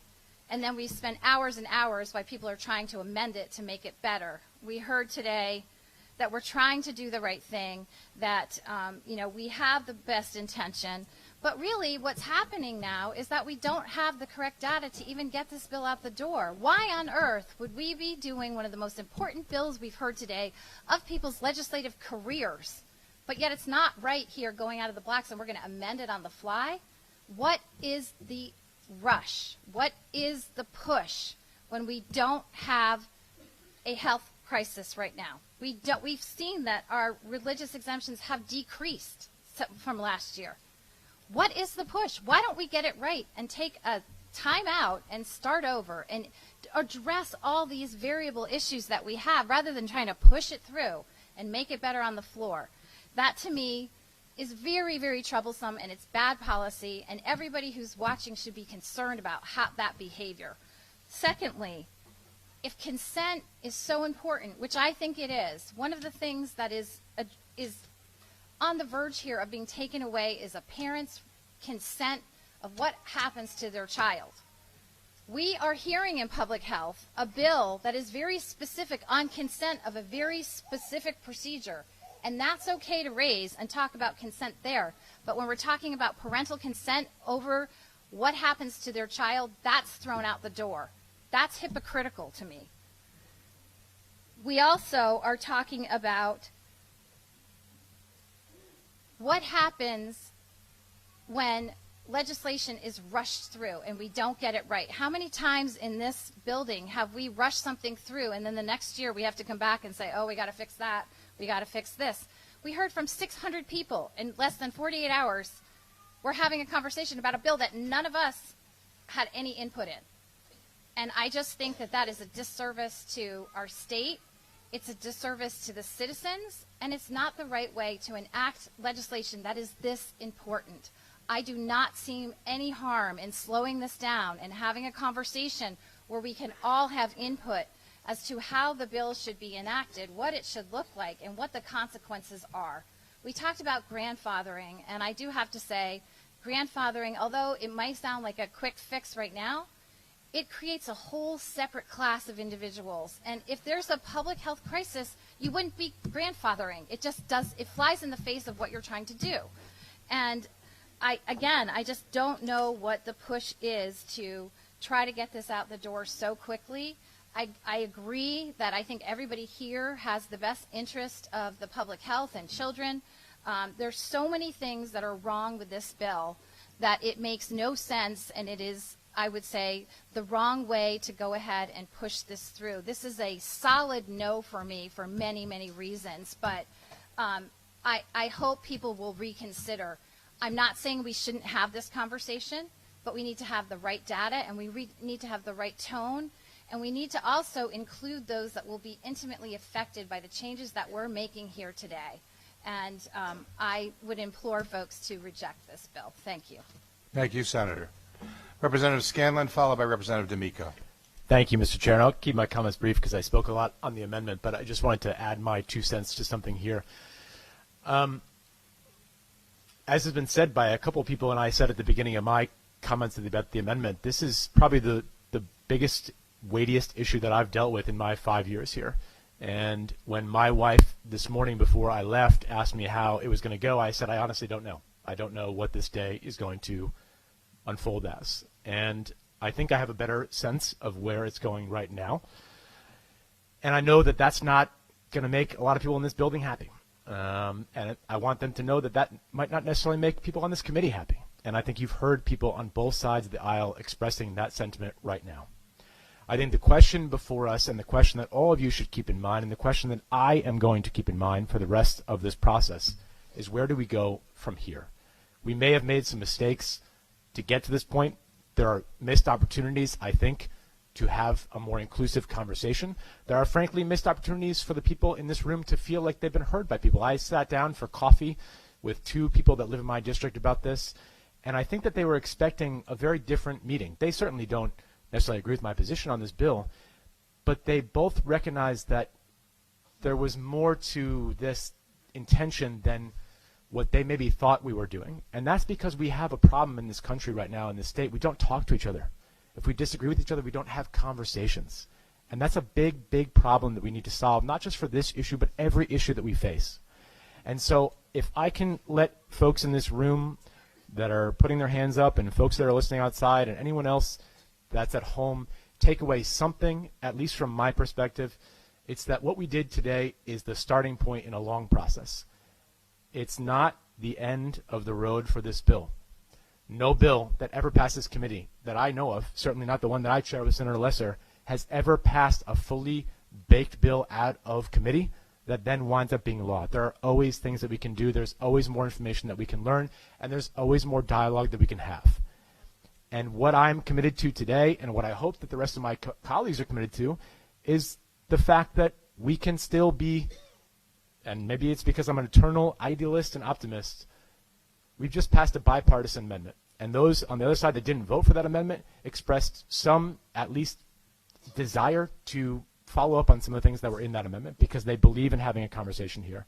We have to talk to one another. We have to take each other seriously, and we have to work in the best interests of the entire state, not just the best interests of those we came here to represent, because all of our interests are what are our job here in the legislature, and I think all of us need to rededicate ourselves to that today, take the temperature down, and see if we can have this be the starting point of a larger conversation to respecting each other and the arguments that we're making, and end up with a better bill in the end.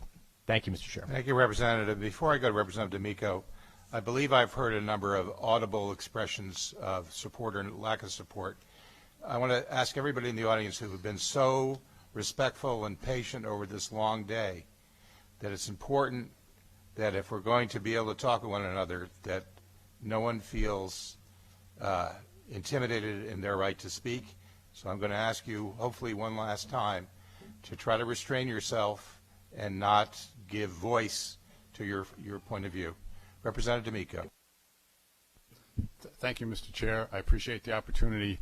I don't know that I can add a whole lot to what's already been said by my colleagues, but I feel like that I owe it to the people in this room and the public at large who have been very concerned about this issue to air a few opinions and clarify a few things. So first of all, Mr. Chair, I just would like a clarification from you.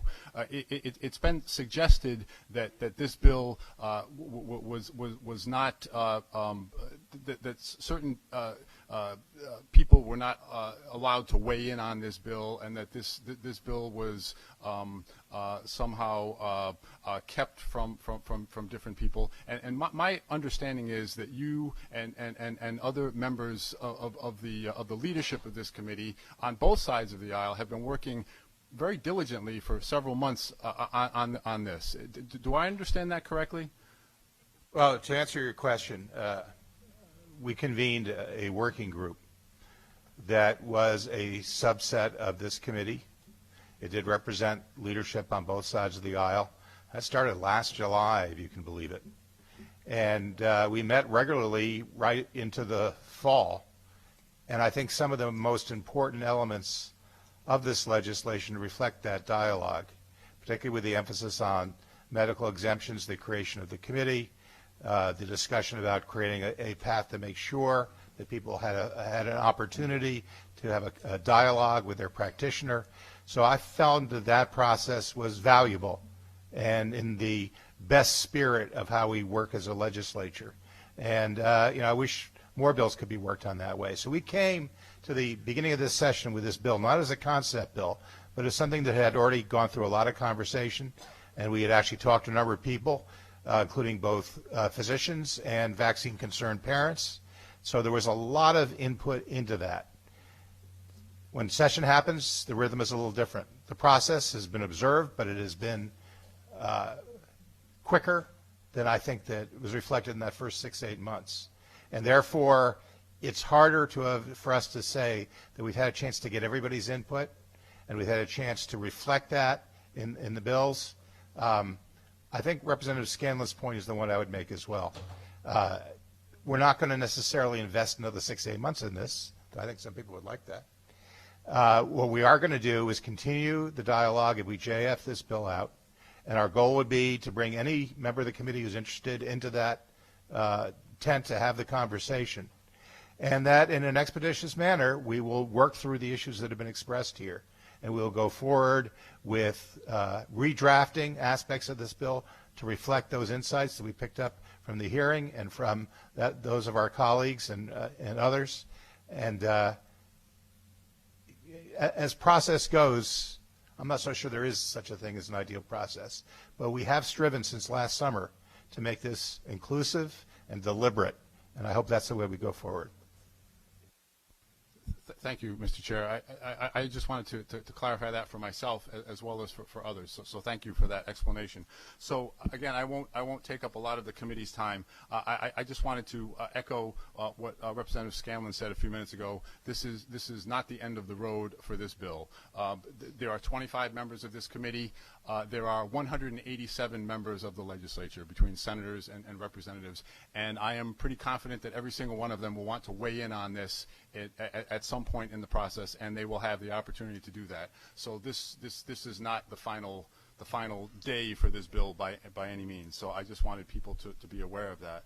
So I just wanted to acknowledge the sincerity and the genuine concern and the insight of all the people that came and testified at that 21-and-a-half hour, did I get that right, Mr. Chair? That 21-and-a-half hour public hearing the other day. I learned a lot, and I learned a tremendous amount, not only at that public hearing, but in the numerous conversations that I had with constituents who sought to educate me about this issue, and constituents who had varying opinions and took varying sides with regards to this issue. I learned a tremendous amount, and I wanted to acknowledge that, and I'm sure that everyone on this committee had a similar experience. So I need to make a point that is really important to me. I want people to understand that I take seriously, and I know all of my colleagues take seriously, that in this building we make laws for every single person in the state of Connecticut. We make laws for everybody. 3.5 million people. It is an awesome responsibility. In some ways, it's a terrible responsibility, but it is our responsibility, and we take it seriously. We strive as best we can to make sure that the majority does not impinge on or neglect the rights and the needs of the minority. And that goes for majority party versus minority party here in this building, and it also goes, as far as I'm concerned, with regards to majority opinion out in the public versus minority opinion of the public. Some people have suggested that the people who are opposed to this bill are a small minority. Maybe so, but they are a minority who has rights, and they are a minority who need to be heard and who have been heard. And I hope that everyone involved in this process feels that they have been heard and have been heard fully, regardless of the outcome of what we do here today. I've listened to everyone's concerns.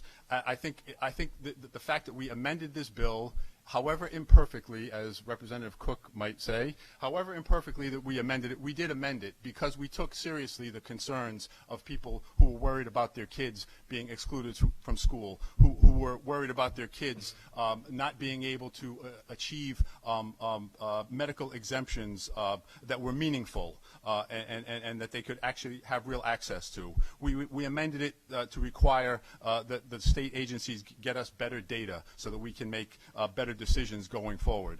So I know that this bill will get better as it goes along in the process, and as Representative Scanlon said, this is certainly not the end of the road.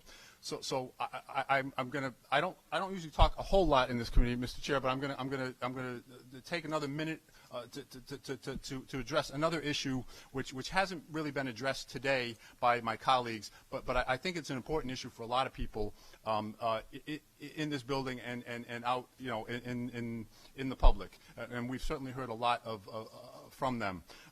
So the Office of the Attorney General, the Attorney General of the State of Connecticut, offered an opinion about 9 months ago with regards to the idea of whether the state of Connecticut can suspend or eliminate the religious exemption, and obviously that's the crux of what we're dealing with here today. So the Attorney General opined that the law is clear that the state of Connecticut may create, eliminate, or suspend the religious exemption in accordance with its well-settled power to protect public safety and health. And he goes on. I'm picking and choosing here. I don't want to read the whole letter because we'll be here all day. But he points out, the Attorney General, that federal law has supported the authority of the states to require and regulate immunizations for children for over 100 years. As early as 1905, the United States Supreme Court recognized the state's authority to enact health laws of every description to protect the public health and the public safety. In a case, in a Massachusetts case, the Supreme Court held that the state law did not invade any right secured by the federal Constitution.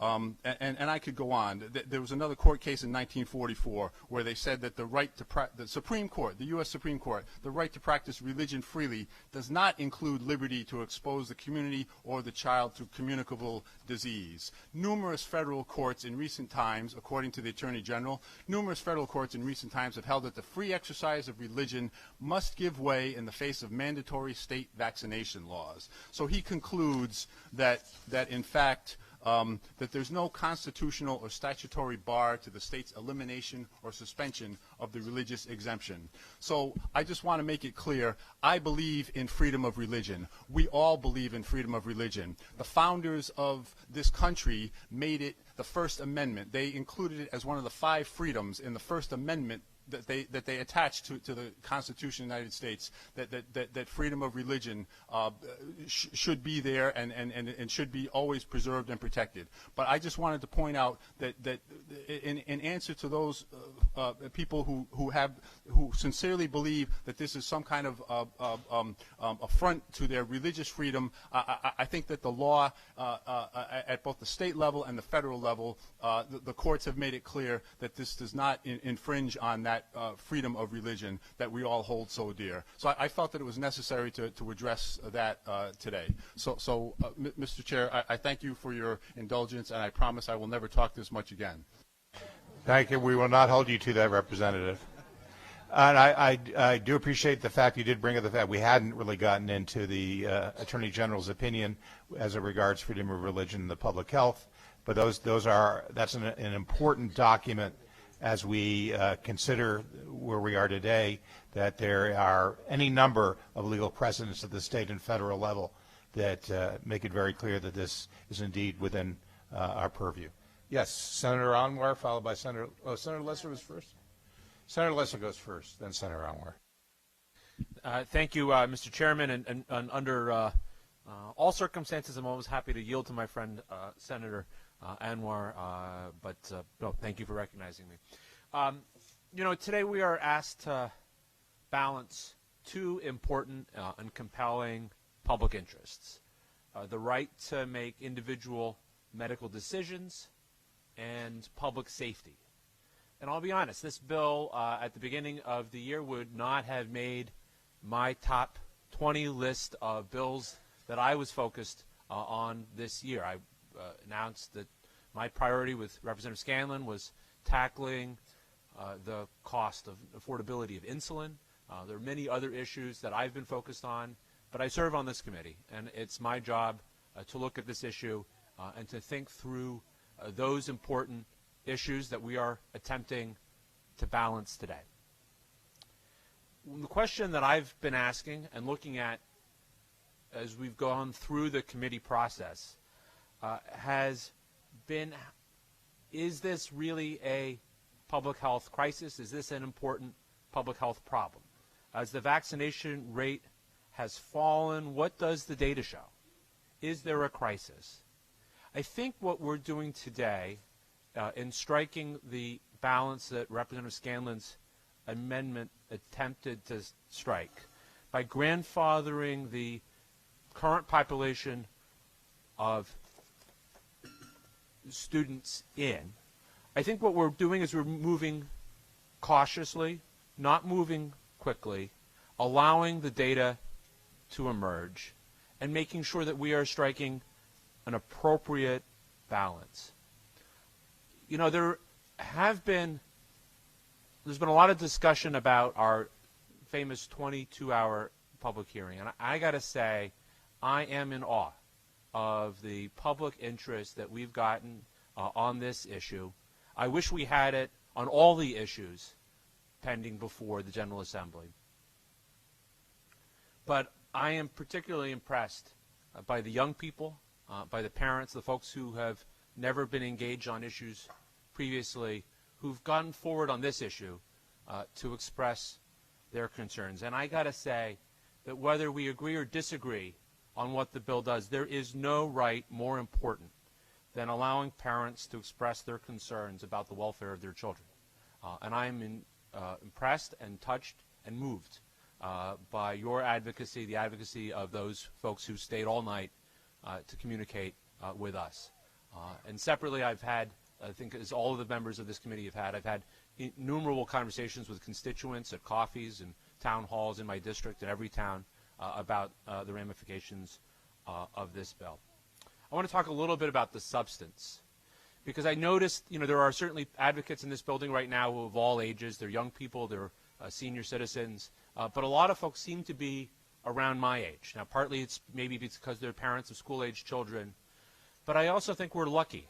We're extraordinarily lucky at this moment in human history, because I think for the first time in history, we have a generation that has no memory of the trauma and the danger of infectious disease.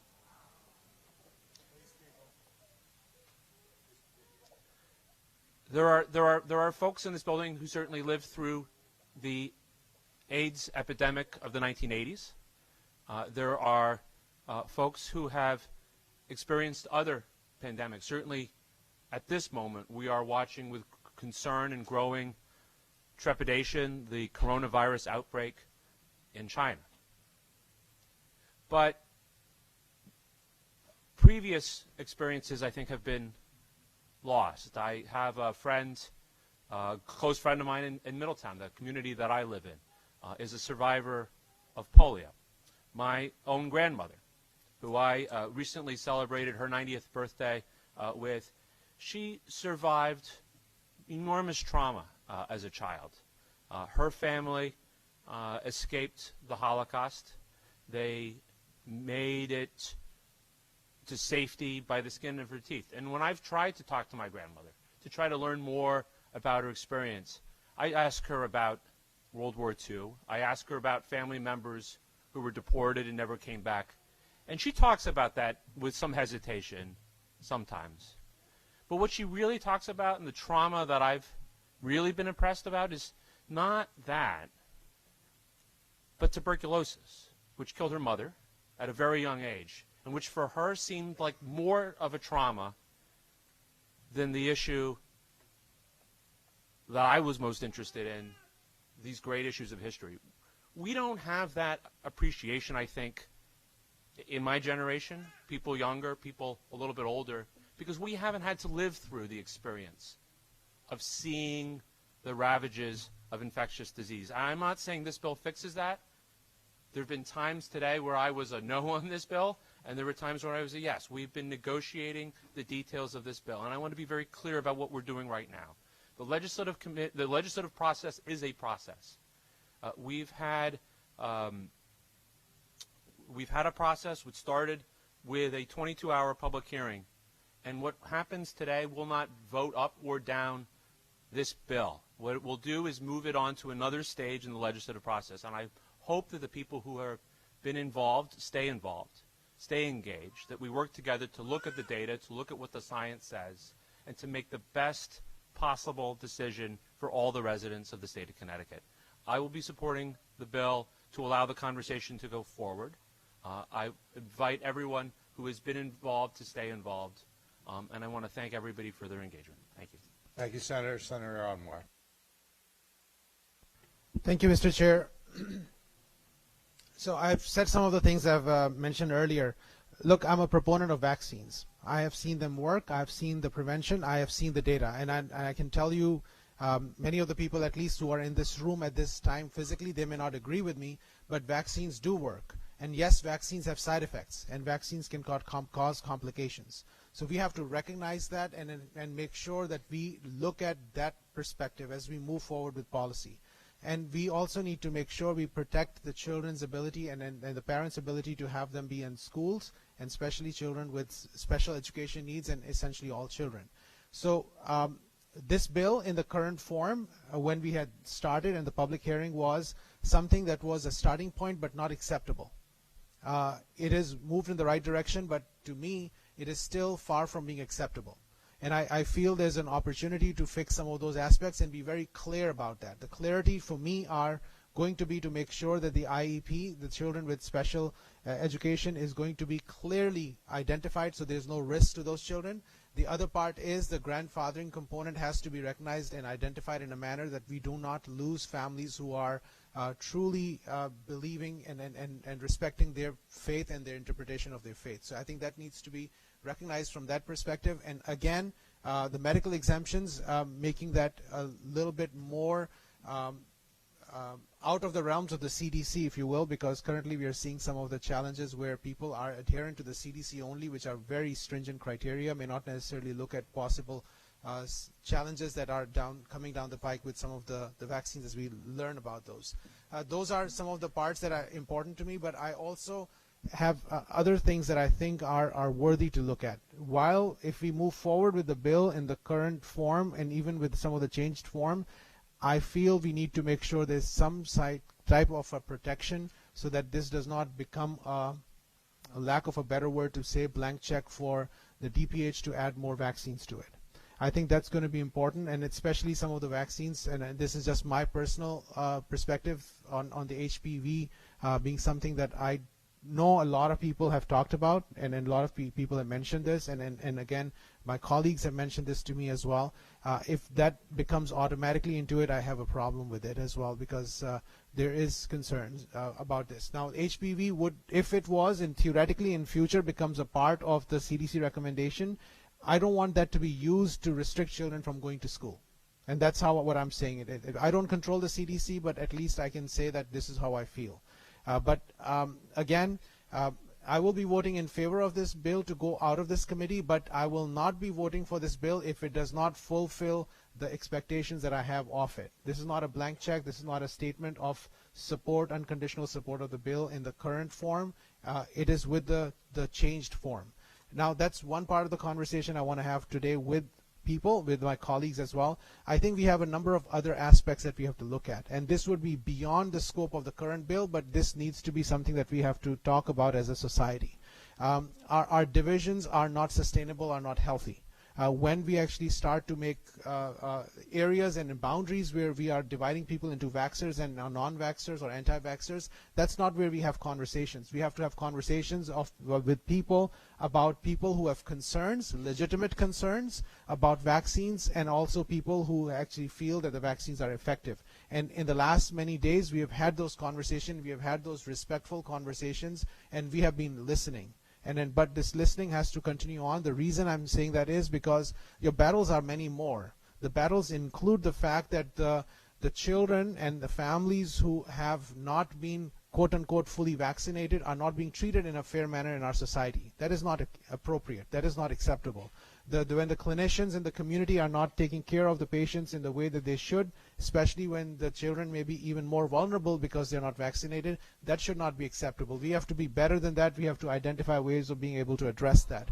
And then we have another set of conversations that we need to have is that why is it that we cannot get Merck to just make a measles-only vaccine?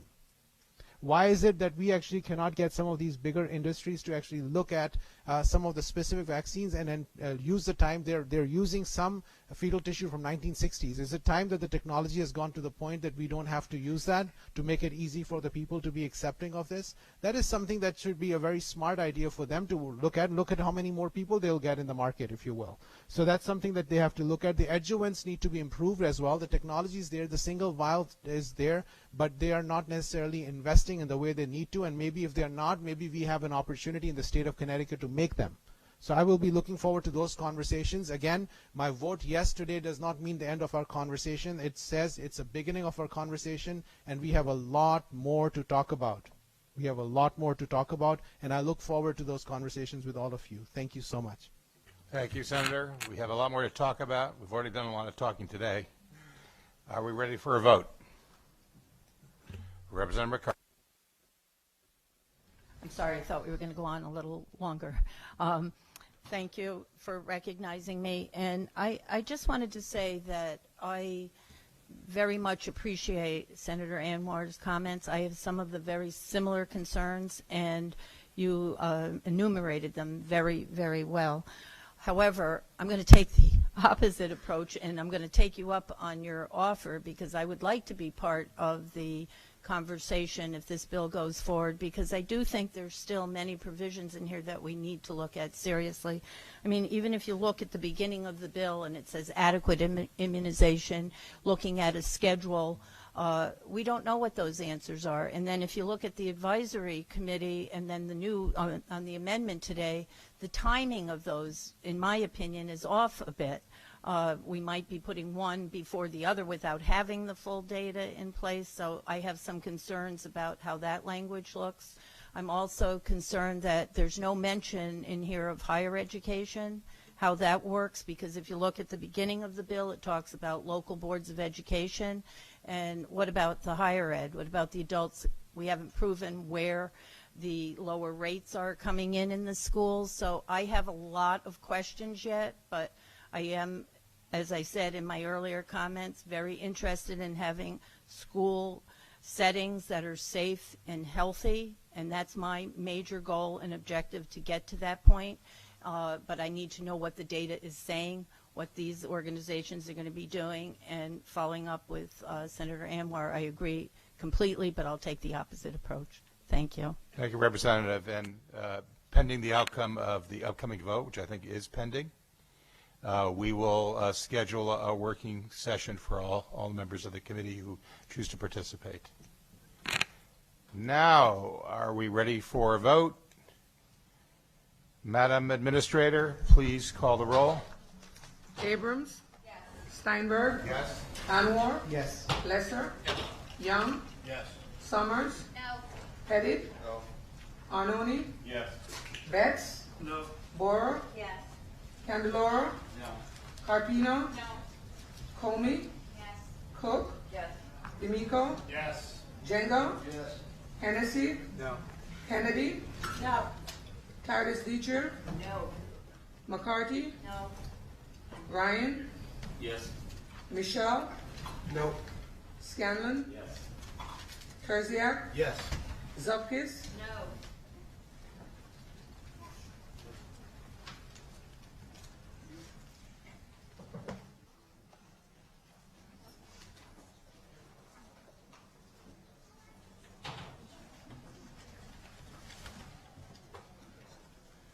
Madam Administrator, do you have the tally? Total voting 25, those voting yea 14, those voting nay 11. Motion passed. The motion passes. The bill is JFS to the floor. That concludes our meeting for today. We will let you know that it's our next meeting. We may still try to squeeze something in on Wednesday, but both chambers are in session, so we'll be in touch.